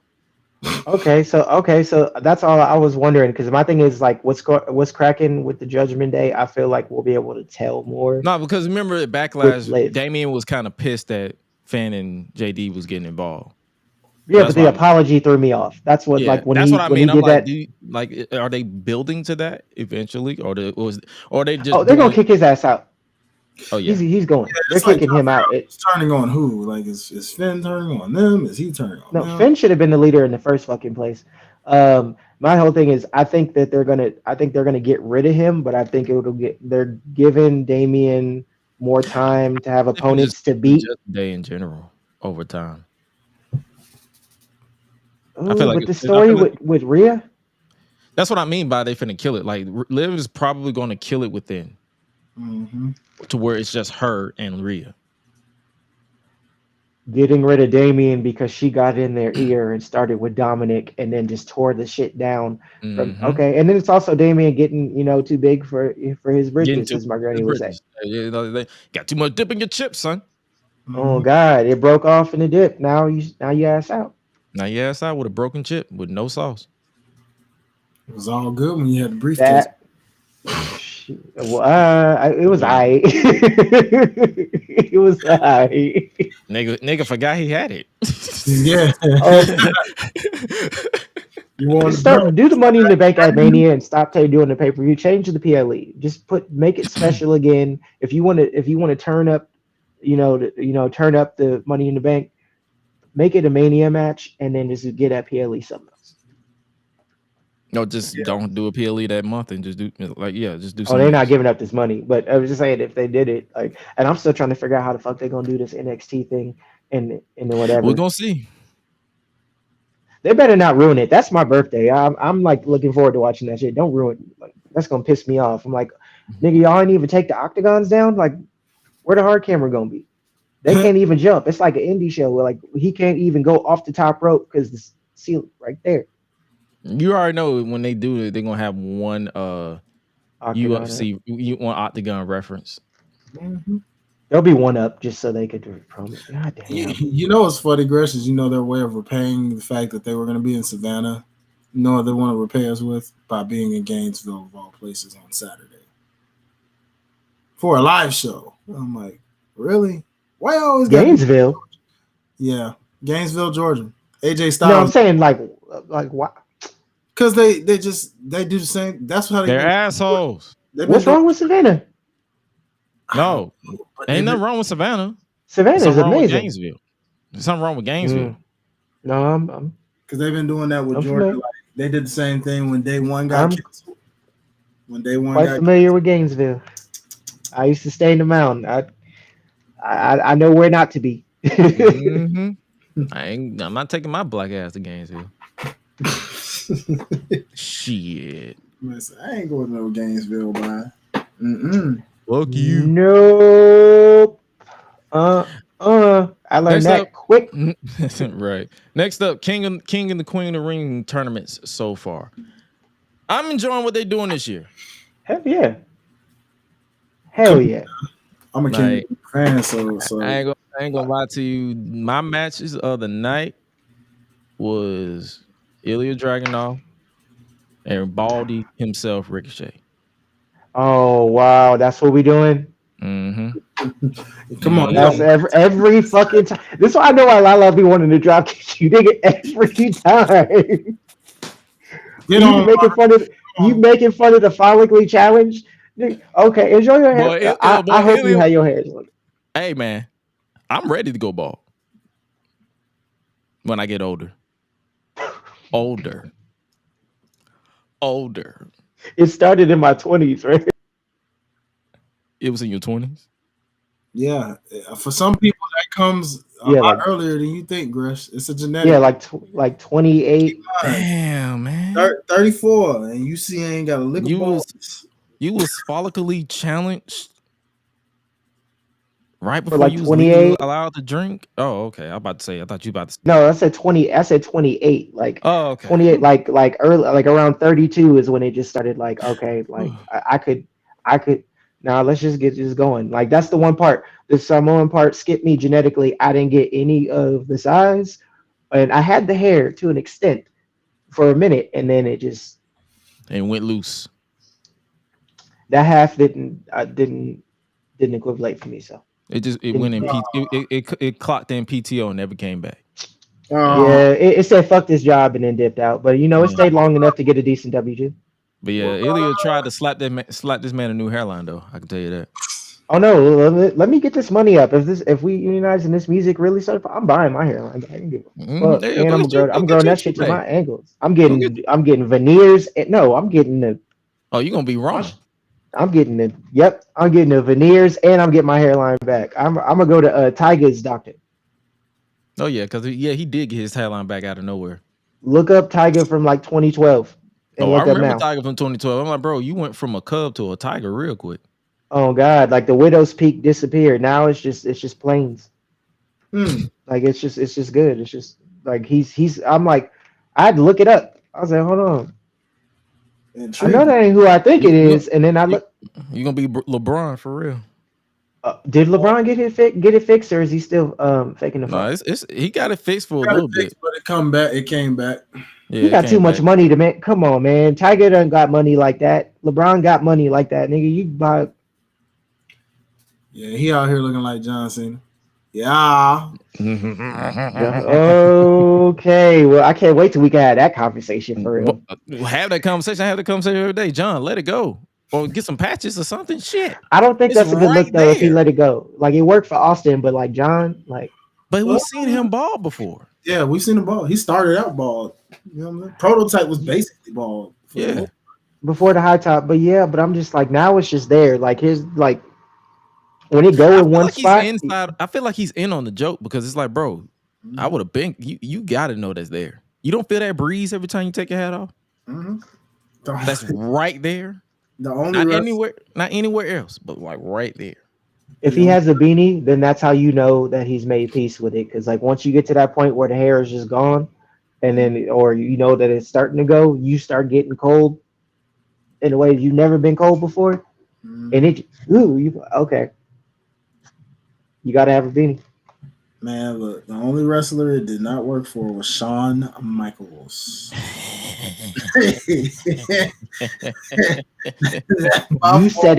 You said it, not me. If I say it, they gonna get mad. I was like, nope, don't do that. He said, John felt it. Tristan said, John felt it in Philly. I'm trying to tell you. That cold stuff right there said, pow. That cold, as soon as that cold hit him, Cena was in there. His ass was shaking like a hoe in church. Boy.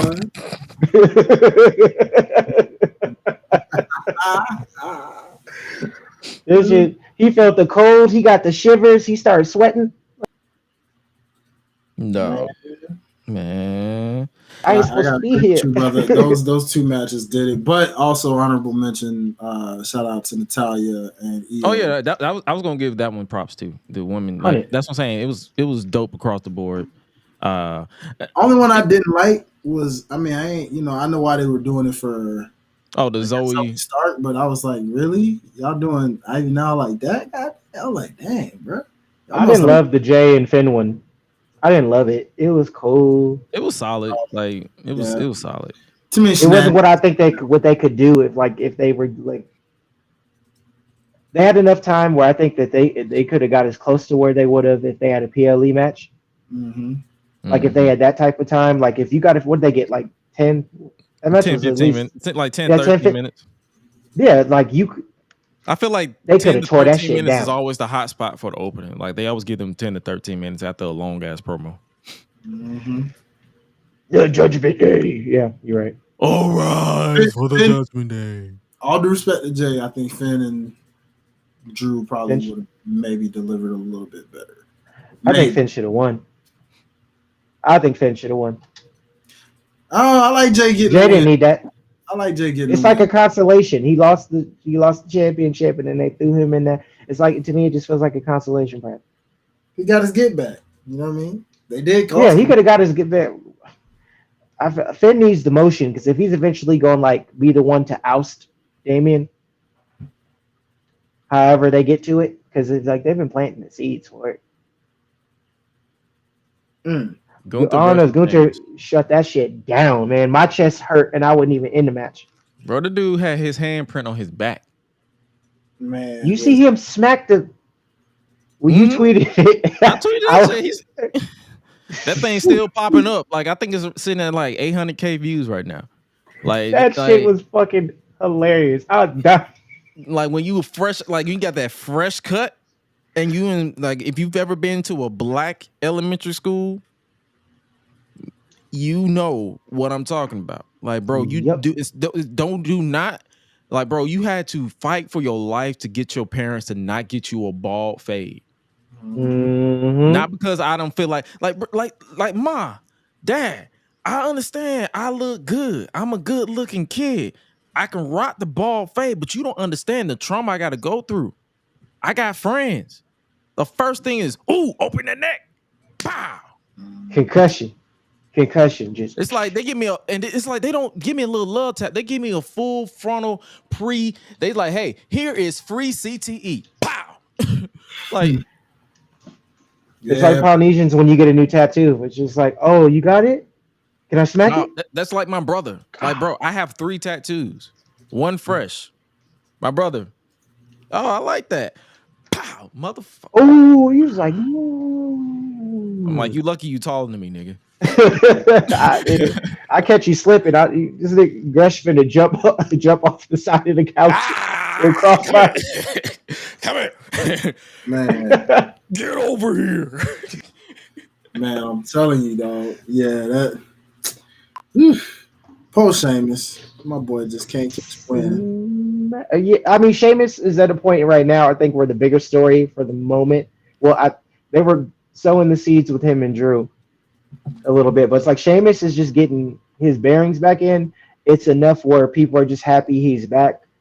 I don't think it's hurting him it will hurt him as much to take an L as it would. I'm just happy. I'm riding the wave that he's back because he's just happy he's back. He could lose. No, it's not so much. I'm just specifically talking about against Gunther. Oh yeah, this is just 3 matches, and every last one of them hit. Like, bro, I went to bed happy that night. I was like, bro, this is a good match. What's the next 3? Because I'm worried that I don't think there's gonna be a next 3. I feel like it's literally just it's probably gonna be a 4th one. With Sheamus is just gonna be obsessed with winning against Gunther. They can turn the whole story into that. Like, bro, you are 0-3 against Gunther, or really 0-4. Yeah, if you count the triple threat, which is still not talked about as much as it should be. That match was fucking amazing. Oh, bro, I watched that back as much as it had the perfect combination with me. It was a fight. You had Titus O'Neil on commentary with the bits. Like, bro, I was having a ball. Oh God, I think that match I go back to, and the one with Ilya and Gunther at NXT UK. I think it was during COVID. Well, both of their matches actually that they had. Like I go back to those 3. Like when I'm just like I got time to kill and I just want to watch some, but I can't think of nothing. I go back and I watch the matches. Like, See, Tristan, I understand what you was talking about with the getting a lineup during the year. My mama was not having that. She wanted her son to go to school looking good. So I had no choice but to get a full fade. Mm. But let's believe I whoop some ass though. Cause pop me out of nowhere if you want to. We ain't friends no more. Oh no, you got to see me. Like we after we scrap it up, then we could probably get back right. But in that moment, the moment Come back hand over meets and skin, play the. You can come back over and play the Nintendo 64. yeah. But you know Soon as what? soon as this Oh yeah, we fight. Put up your have to, dukes. Like, there's no other choice. There's no or other we choice. slap boxing. We got to slap box at the very least. If we can't do close fists, we gonna slap box, and I'm hitting you on the Like, button. pow. Nope. It's like, oh, 2-piece. Pow, My pow. mama. But Mama. before we move on to what else do we got to move on to? Oh, move on to Punk and them. Who do you predict to be in the finals of both of the semifinals of the Raw side? I feel like I see Ilya and Gunther, but I also want to be mad at Jay and Gunther. Ilya and Gunther. They can run, and then they can be able to tell the story of their past matches because they always like to tell the story. Their past matches at NXT UK, and Ilya took the title off Gunther when he had that long reign over there too, and then. But then you already know Ilya gonna have to take a loss, right? Because I feel like they're setting this up for Gunther. That's probably for that reason is why I think it's gonna likely be Jay and Gunther. Only person, yeah. So you see Jay beating Ilya? Yeah, because it's possible. Because why tell that story right now? You don't have to use King of the Ring to tell that one yet. Not yet. I think Jay is only in there because Drew got hurt. So you feel like somebody gonna screw? Well, yeah. Think about it. But if Drew was in it, he still would have lost because Drew would have beat him too. True. Because Punk would. I'm saying Punk. Punk would have stopped Drew from winning because they was already telling that story. He's going to keep doing that, and then I think with Jay, if they want to tie the bloodline stuff, because they kind of previewed to it when they was at the event or was that SmackDown when they walked up on him, that silent okay, we don't be on your toes. They could do that. They could figure out a way to get Jay out safely to take the L. You know what? It's funny. You just made me think of something when you said this. I wish WWE would have took one thing from AEW and they would have implied exactly what AEW did with that Continental Classic. 0 shenanigans. 1-on-1. You beat me. You're the better man in this tournament. Oh, you talking about like the Ilya interference? I mean, not the Ludwig Kaiser interference in the main event and all that type of stuff. Yeah, just period. The Judgment Day stuff. In past King of the Rings, there would sometimes, from time to time, be some shenanigans. And I feel like that's the reason why I enjoyed Ilya and Ricochet more, because it was just literally two grown men beating the shit out of each other with no shenanigans. No shenanigans. Heel Ricochet? Yeah, Ilya and Ricochet. No, say heel Ricochet, yes or no? Yes. It feels like it's coming based off that digital. It needs to happen. Honestly, it needs to happen. He needs it. Or put him in a heel faction. Hell, should have put him with the Pride. No, why you put all the black people in one group? You know what I mean? Like, because he can needs we a just enjoy some? Facts. I hate to say it like that, but he needs a mouthpiece. It is what it is. Thoughts on this Punk and McIntyre stuff? I'm enjoying it. 100%. Oh, whoa! Before we move on, who do you feel like is going to be in the semifinals for the Raw side? I feel like it's going to be Io and Lyra. Shit. Now after Monday, after last, I agree. Yeah, I feel like it's going to be Io and Lyra in the semifinals. After last night, I agree 100%. And then we'll obviously predict who we feel like will go to the finals and win when we get to predicting that show. I almost hate to say it, but it feels like it's clearly someone from the SmackDown side as far as the ladies is concerned. Oh yeah, that SmackDown side still feels stacked with their division for some reason. And I'm like, they haven't announced who's in the women's side yet. They've only announced the men. They're trying to be careful. That's why I said that's kind of the problem right there. Yeah. Queen Charlotte make a return. No, please. Jesus Christ. I'm ready for it. Hell yeah. Do it. No, I Especially said, giving Becky the belt. Hell yeah. I always say Jesus Christ because I'll be like, yeah, I forgot all about her. I forgot she's on her super senior from 2008 run where she's already in the gym. I'm like, good God. You can't. I mean, Punk too. The recovery he's had so far, I'm just like whatever doctor they got. I almost want a contract just so I could get that insurance. Yeah, the last thing on Raw before we like briefly talk about the King and the Queen of the Ring matches of the actual event that's been confirmed so far. I'm intrigued with this Punk and McIntyre stuff. This shit is entertaining. Now, this Punk promo was not it for me on Raw. Yeah, I wasn't feeling it. Kind of mid. I wasn't feeling it. I don't know. Yeah, it didn't lead to anything. It was kind of mid. Did all that for what? He didn't even come back. I think that's one thing too. I was like, you had them do that for nothing because he didn't even come back. And then he woke up on Twitter's like, and McIntyre woke up on Twitter basically mocking it. And I'm like, all right, this was a waste of time. This was a waste of my fucking time. Thanks. When they did the end of you know how they do the post show credits and then like something happens. Like when they had that brawl, I'm thinking like, oh, they're brawling. And I'm like, oh no, it's just. I'm like, oh, okay, that's a letdown. Thought they were going to continue that till literally the end of the show, but nope. Nope. All right. Yeah, I mean, it's entertaining for the most part. King and Queen of the Ring, they've actually confirmed 2 matches. It'll be Becky versus Liv for the women's world title, and Bronson Reed and Chad Gable challenging Sami Zayn for the Intercontinental Championship in a triple threat match. Ooh. And this poster got some people on the uproar because they say it's a Black Panther inspired poster. You mean tell me that's the real poster? Yep, that's the real poster. I mean, and they doing it in Saudi Arabia? Mm-hmm. So now I kind of agree with the people. Then why the heck you couldn't put Bailey or Priest on this dog poster? You got all your champions too. Huh? Why is Bailey continuing to not get no fucking respect, man? The Bay Area ain't did nothing to nobody. That's wild, bro. I don't get it. Yeah, man.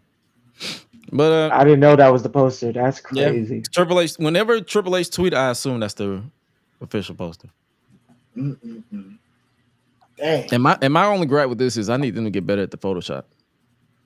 Mm-hmm. And you could have put Bailey on there, and why is Logan Paul on there? Do he even got a match? Not yet. Not yet. They'll give. Why him he one. on there? It's a Saudi show. They always give him a Saudi match. They usually do, yeah. That payday. Mm-hmm. Speaking of which, my only other slight gripe before we move on as far as the King of the Ring situation, then. Why the freak are we putting King of the Ring matches on live event shows, bro? I want to. Oh yeah, they did put Kofi and Ray Wait, on the live. What? What? They put Kofi and Ray on a live event that's going on Saturday. I'm like, bro, we want to see. You advertised it for Raw. I'm sitting here like, bro, that's messed up, bro. Like, how you gonna do 2 ghosts like that, bro? Man, like, yeah, we got a nice little jab at the Kendrick and Drake with Kofi with that line said, "I'm gonna beat him so bad." What did he say? I may have to body him like Kendrick or Drake or something like that. Something like that. Hold on, let me pull it up because I think I wrote it down. You did. You tweeted it in the quotation. I'm gonna have to body him like my name was Kendrick or Drake or something like that. Oh, I said I gotta put him down unapologetically as if my name is Kendrick Lamar or Drake. Wait. Okay, I must have misheard. Who said that? Kofi. He was hyping up his match with Rey Mysterio. Oh, niggas is reaching. People were saying that Punk was quoting Kendrick in his promo. I think he was. That's why, but I didn't catch it because I was just so checked out of the promo. Oh yeah, hates the way that he walks, the way he talks.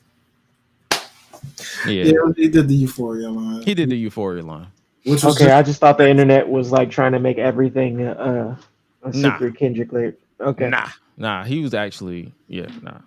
It was that. So Expect the sweet chin music line somewhere. I'm surprised we didn't get that on NXT.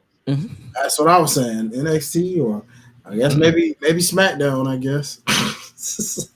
Sweet chin music. No, I would not pass the ox. I'm like, all right.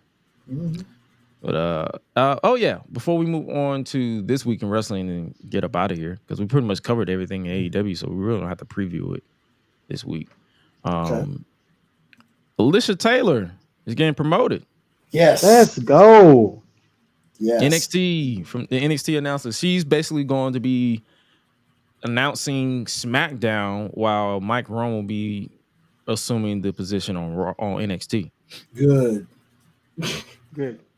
Yeah. So just had to give her flowers right quick because she's been killing. Hell yeah. She's been killing NXT. Like even in the time where she had to fill in for Samantha a few times, I think it was like once, maybe twice.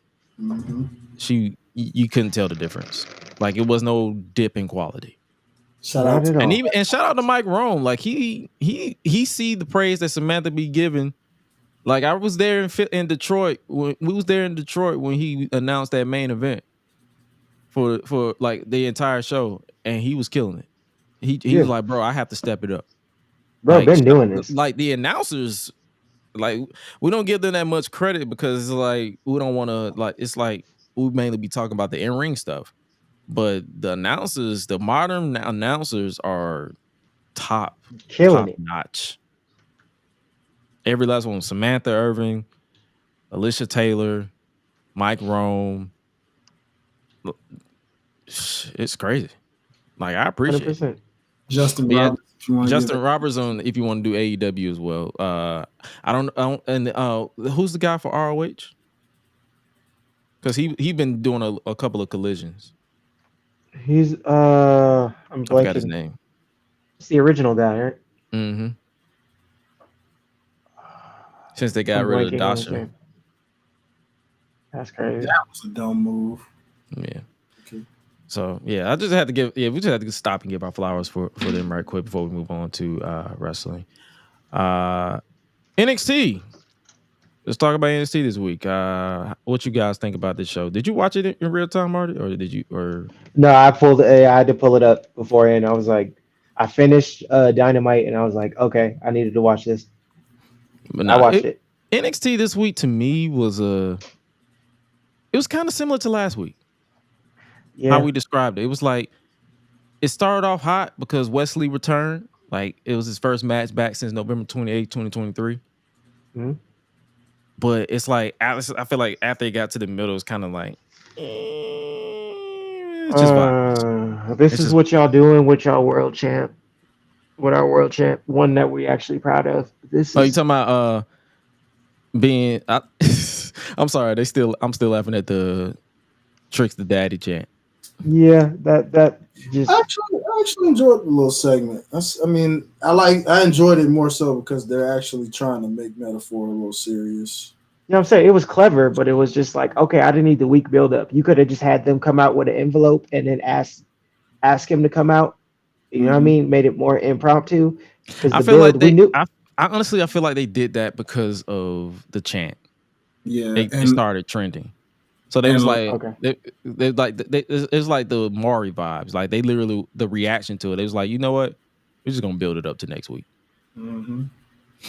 That was literally it.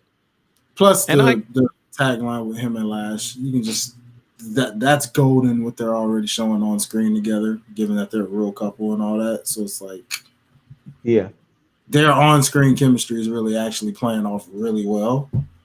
To where it looks like, dare I say, they might even pair these two up down the line. And I mean, she just called him babe. She just casually called him babe on TV. I'm like, oh. That's why I was like, and you know what? That's why he's our champion. I was like, oh. No, when he said that, I said, he's called himself Trick Willy Wonka. I said, brother, you a candy man now? Shut the fuck up. Willy Wonka was putting drugs in them candies. I just said, come get your chocolate factory. That's all. I might say, I like the dynamic. I like the dynamic that they just basically had last, not tell the others that Trick was giving her the candy cane. No Kappa.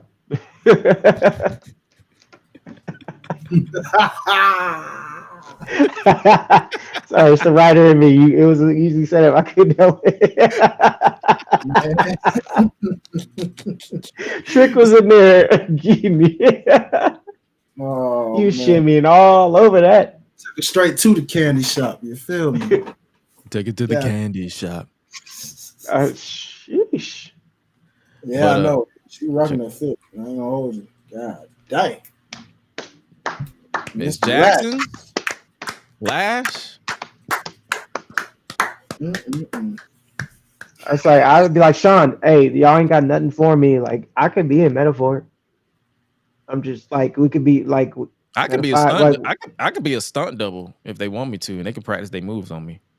I'll be a lackey. You know? I'll be just the security that get beat up. All day segments, just security. They Top flight, Sean. Top flight, Sean. I got you. Mm-hmm. But they basically ended the segment with Noam standing over Trick. So it looks like Noam Dar in them Hoochie Daddy shorts is going to be going after that NXT title. I'm down for it.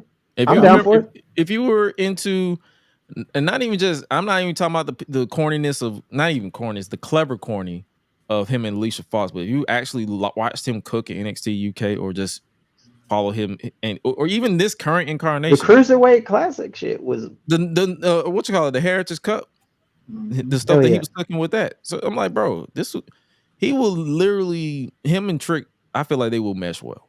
So they're probably, I feel like that'll be your battleground match. Agreed. If they don't, because I don't think they have any more TV specials. They're literally just building the battleground now. So this is a good test for Trick. To see if he can sink or swim. And so far he's been swimming. So especially now he actually got to swim. Tall enough to stand in the pool. Now you got to go in the deep end and swim. Let's see what else. What's his name? JBL Light had him at. I've been impressed with him. He had him with Wesley.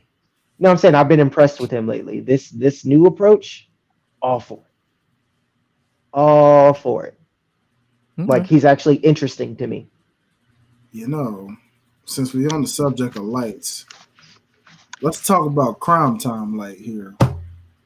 Oh, the big black niggas? The Tims and them. Why we still dressing like we in the mid-2000s here? It's the gimmick. That ain't Tims enough. And them? That ain't enough, son. That ain't enough, son. I need better, son. That ain't it.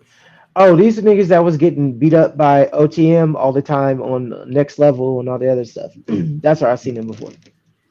And I hope with Reggie on his way out, I hope they're not finna like pull back on OTM. I really because that ain't fair. Yeah, definitely to them. Yeah, I mean, I know they're not finna pull back on Jada Parker because it's Jada Parker and that'd be dumb as fuck.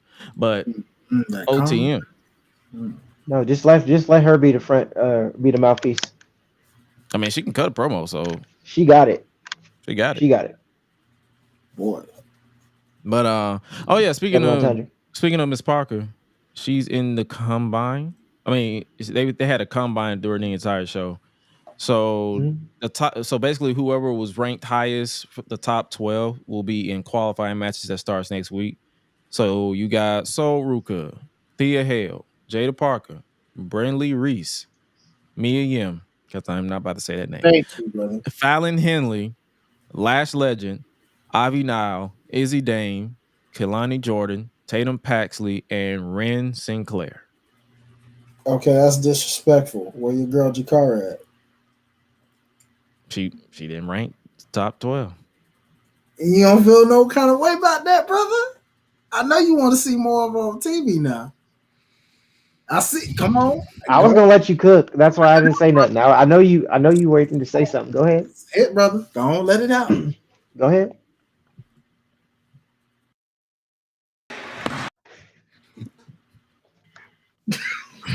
They're not comfortable in her in-ring ability, and it sucks because they could do more about it if that's the case.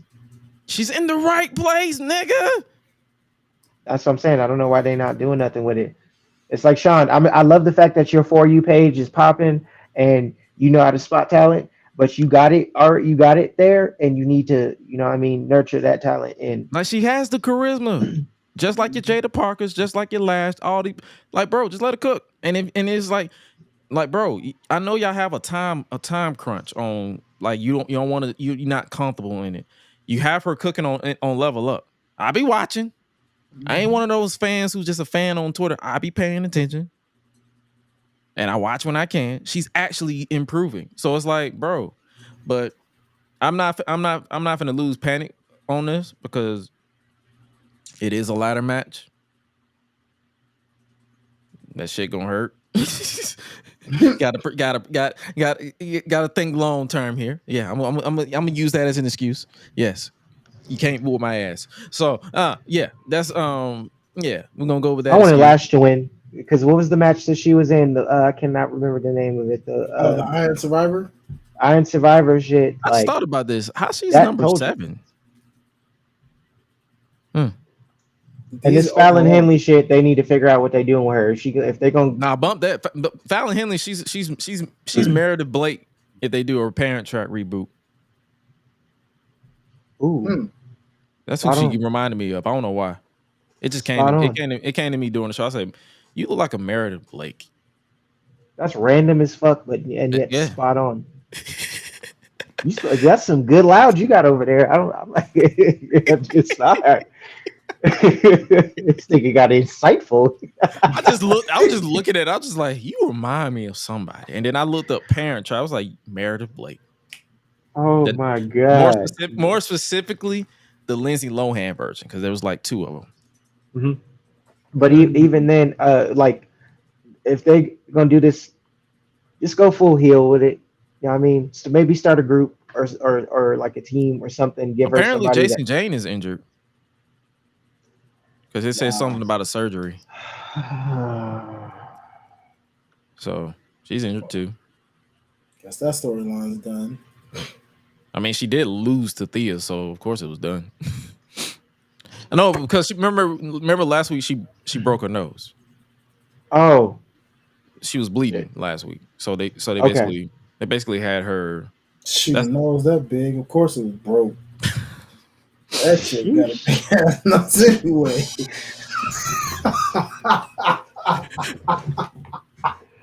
Oh no.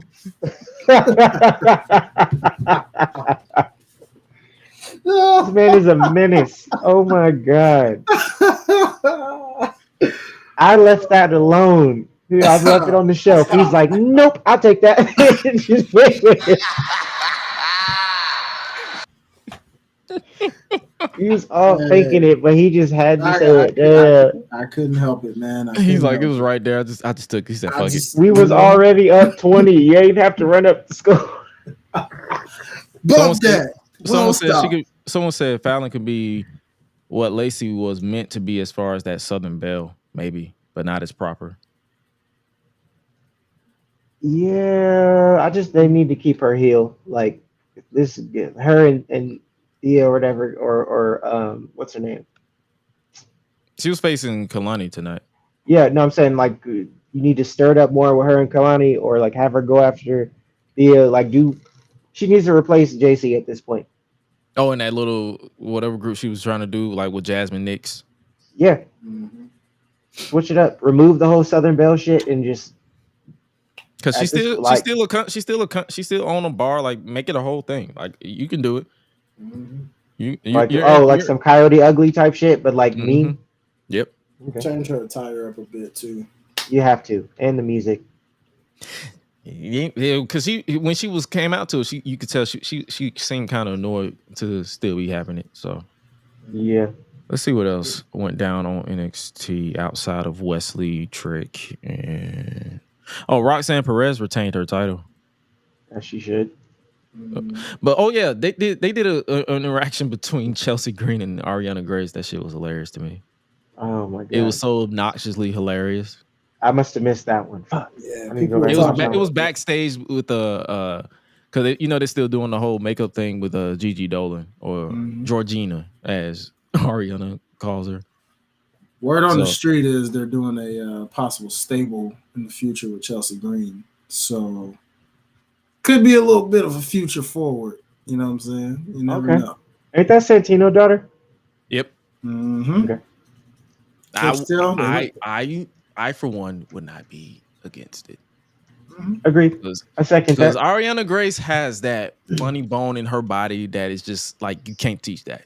You can't. Comic relief is her superpower. Literally.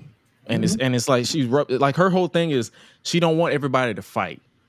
She want everybody to get along. And she only fights when she has to. They hit the nail on this. They really did. They really did. Because when she snapped, oh, I just wanted to pull up I just got to see it once. The Cobra. Yeah, a modified version of it. You know what's the female version of the Cobra? I mean, is there genders attached to those? No, I believe that Cobras that just works. But that just for a second, it just made me think of Stomp the Yard.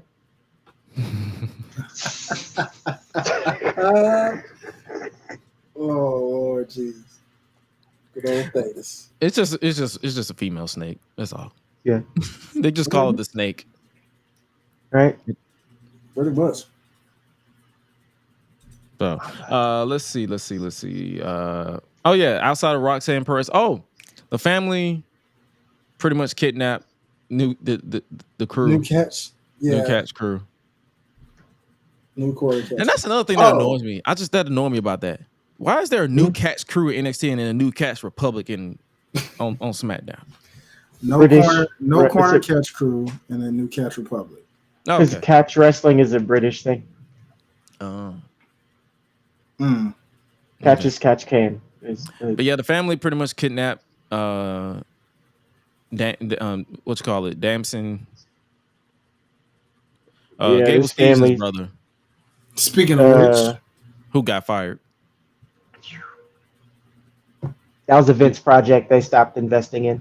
What crashed me up is when I said, "Oh yes, sir." When he got the boot, I'm like, bro, he sucked. Like, he was not entertaining at all. His brother figured it out because he didn't have no choice. He didn't have the Olympic aspirations, so he had to find something. Because like we thought he was gonna get released a while back, and he swam. Yeah, I give him props for that. That nigga. It goes back to that brother effect you said though earlier in the show. Go figure. It's always the younger, quiet one that gets it. It goes all the way back to the Hardys. Like, respect to Matt for what he did with the broken stuff, but people like Jeff more. It's always the brother. True. I just don't put Jimmy in that because Jimmy carried or was the personality of that team. They're the example. It's just more so my only grievances with them was they was making him look like a loser. That was my only problem. And they went half-ass on the build to his match with Jay at Mania. And they lost time too. And the match itself was just not. It was just not for me in person. And that was just their time got cut. And the time got cut. Yeah, the time. Yeah, their time got cut. He talked about that. Like Jay literally quoted that. Like, what could we do? We ran out of time, and it was just like, hey, sorry, Oos, they went over. That's all we got. So that kind of explains it. That's crazy. But yeah, NXT was pretty. It was just a standard episode of NXT. Nothing horrible. I mean, the Ridge stuff is still confusing the shit out of me. Now he's saying Thea. Now he's saying Thea reminds him of his daughter. I'm like, how old is your daughter? Why are you? I mean, and Thea's like, oh, that's cool. I'm like, Thea, he's saying you're a child. What is happening? I mean, he might have been moving and shaking at an early age.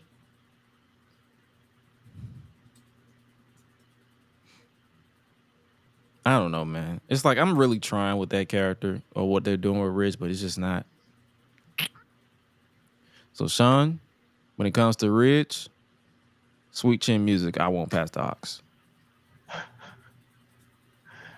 Oh my god. I mean, well, how old is he? Like, isn't he up there? So I mean, That it dude is could, young, bro. He is like but 35. okay. He look And older. Thea white.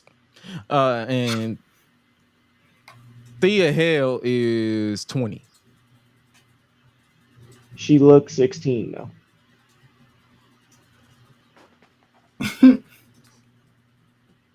Well, dang. True. She looks 16. Apologies to everybody that be fawning. I know some people, you know what I mean? I got some homies that fawn over that too, and more power to you. It's just for I hope me, not. like yeah,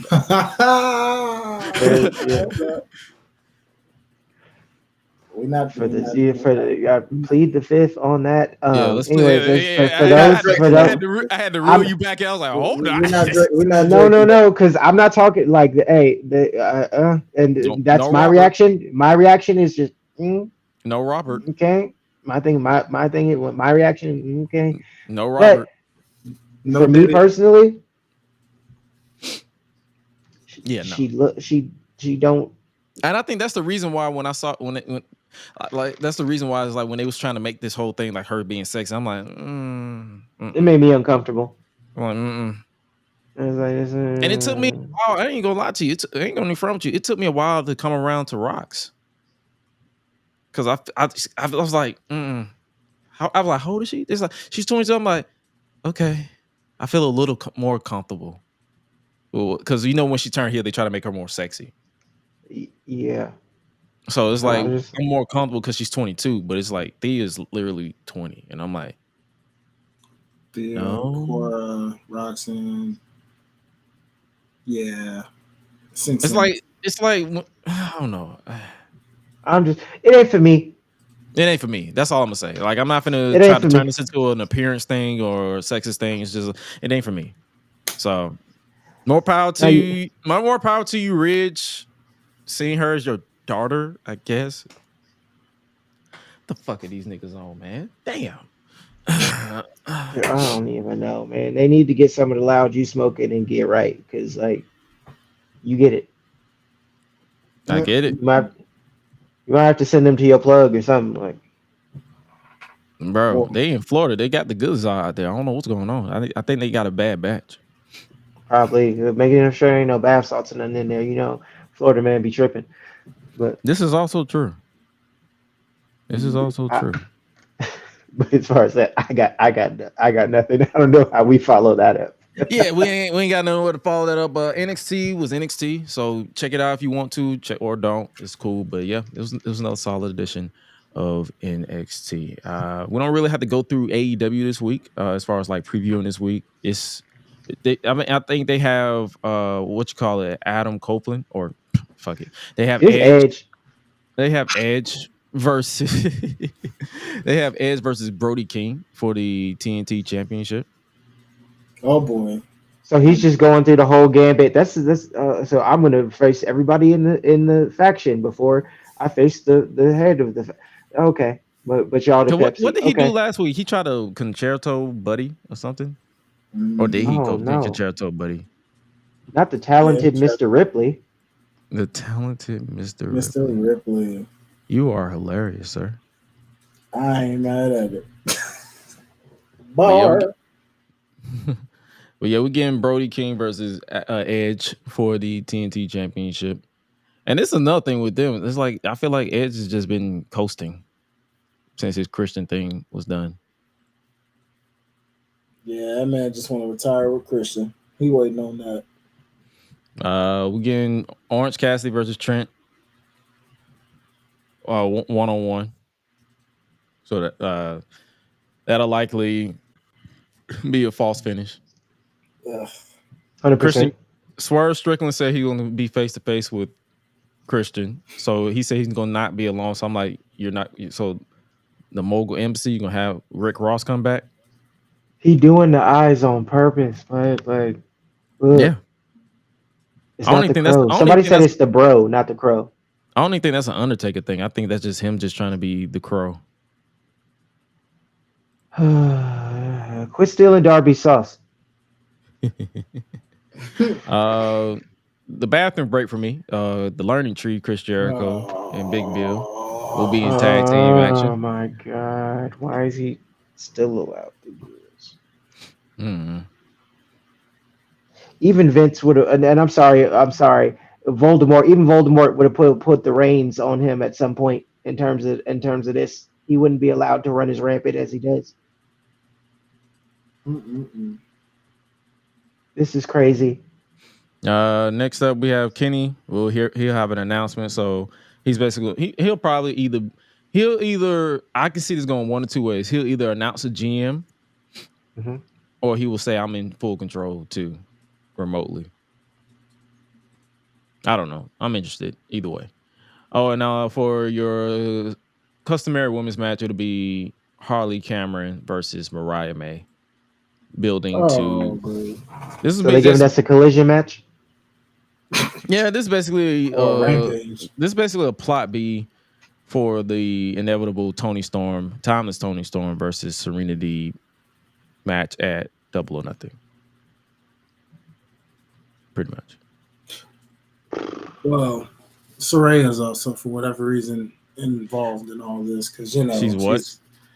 Well, there was some She's still there? promo. She cut some promo last week saying that, yeah, who's the last person to beat Tony Storm? Oh, yeah, that's right. I beat her. Yeah.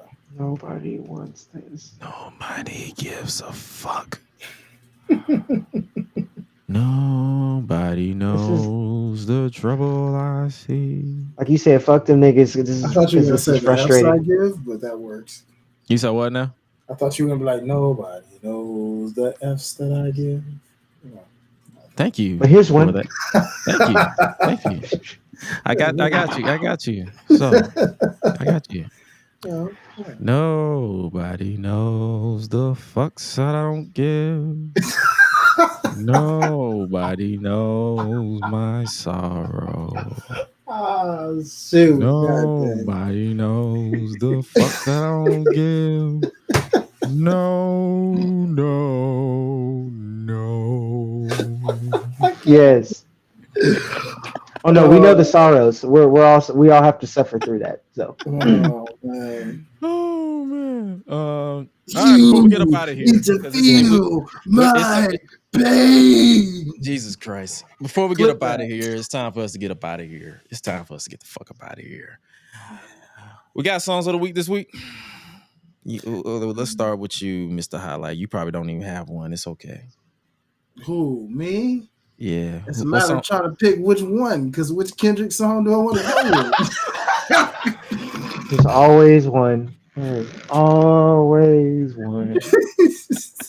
I don't know which one to go with. I'm like, you know what? I'm going not like us. So you're gonna not like, you know what? Because the little drop and give me 50 is in my head. I'm gonna go with Drake on Family Matters. Nah, Family Matters. Because it's continuation as it started. Yeah. You know, he ended that to go into that one. So it was like, if you connect the two, they actually go together. Push-ups leads into Family Matters, and it just, so yeah, I'll just go with Family Matters. Okay. I'm going to stick with the theme of, niggas at some point going to have to fight. And shout out to Gunther and Sheamus. I'm going to go with Beat His Ass by the homie Big Money Hundun. Beat his ass. Beat his ass, bro. Oh. Beat his ass, bro. You know what diss track I just remembered that got brushed under the rug? That Chris Brown. Oh yeah. Hey, that Quavo one, Not For Nothing, was a good song. It was a good song. But he was talking his shit. I mean, he was. I respect it. How many times are we gonna pull the woman beater card on Chris though? Especially if he beat one too. So it's like, I know you are, but what am I? It's like you didn't know, you didn't. Yeah, you Spider-Man memes. You. That's why I'm going with Big Money Hundun because that's just like niggas should just fight, and that's what niggas was doing on Raw. Yeah. Hey man. But before we get up out of here, where can they find you guys on social media? Let's start with you, Marty. On the Twitter machine because I'm sure y'all will have a bunch of shit to say. But I'm follow in Gresh's footsteps and you know fuck them niggas and not Let them care. niggas, man. On God, but I'm all for the jokes. You know what I'm saying? Find me on Twitter at m_McFlyer than you, and then on Instagram at Marty_McFlyer than you. And soon you won't find me there, but that's where I'll be in the studio because some shit's coming. Mm-hmm. Yeah. What about you, Highlight? You already know the deal. Yeah, man, you know the vibes. Follow your boy at Highlight Life right there on the scrolling screen. HILITE Life. Freestyles coming, wrestling freestyles coming. Oh, yeah, you sent me one. Yeah, you sent me one while I was on vacation. Yeah, I forgot you were on vacation. I just normally just hit send and was like, he'll catch it eventually. And I was like, oh yeah, he is on vacation. I was like, oh well, but he approves, so that's all. That's all that matters. It's like, all right, cool. So on to the next. We're working on them. Like I said, working on some new music and everything like that. But yeah, man, all vibes. Oh, and of course, follow us at lifesabotage_OTS. Shout out to Miss Ash Benny. And follow OTS Media Co. Man. Shout out to DJ. He actually got on camera and talked a little bit about OTS. He does not do that, so y'all make sure y'all go follow him so you can actually meet the face behind the brand.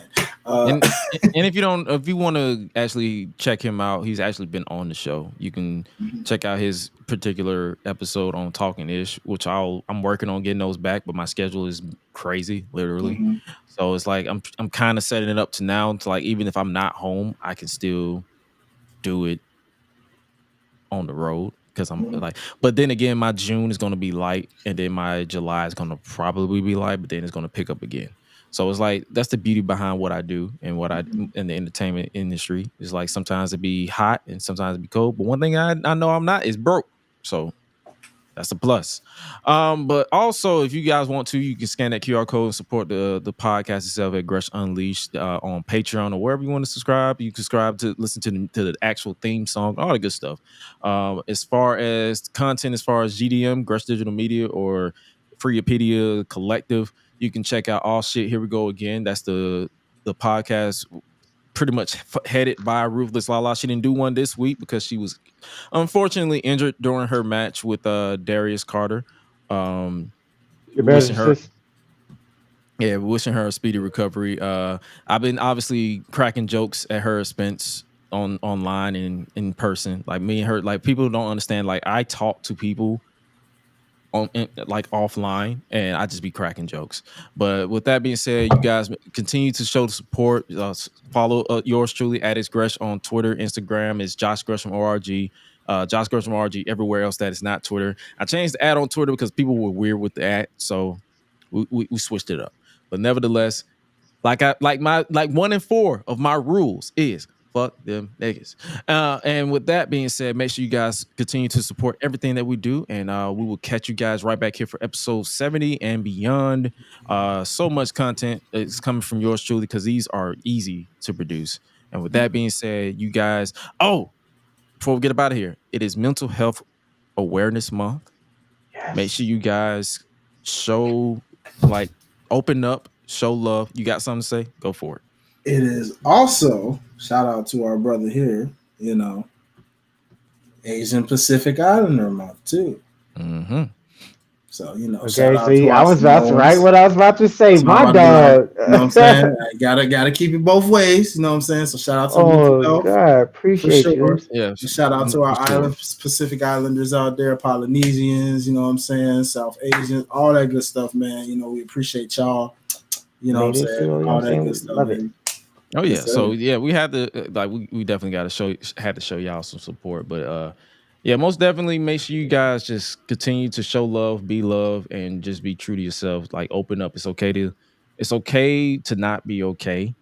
Like block out the noise if you can and focus. And if you can't, remind yourself constantly. And honestly, Like I joke all the time. We joke all the time when we say fuck them niggas, but it's like on some real stuff. If you don't know these people, these parasocial relationships, coming from experience, a guy who pretty much tried to develop a parasocial relationship that pretty much bit me in the face, and I learned from it. And you don't have to go through that either. Just accept the fact that everybody's not going to like you, and that is okay. Continue to do you could. Drop your head and keep pushing forward. If you need that reminder, you can play this back and listen to that. But with that being said, just because I feel like we're going along because we're borderline 4 hours here. But with that being said, you guys stay safe out here in these streets. And remember, there's 69 problems in life, but you ain't one. And remember to always eat, sleep, flex, and repeat. We out. Y'all be breezy. Yay. Stop being a bitch on Twitter.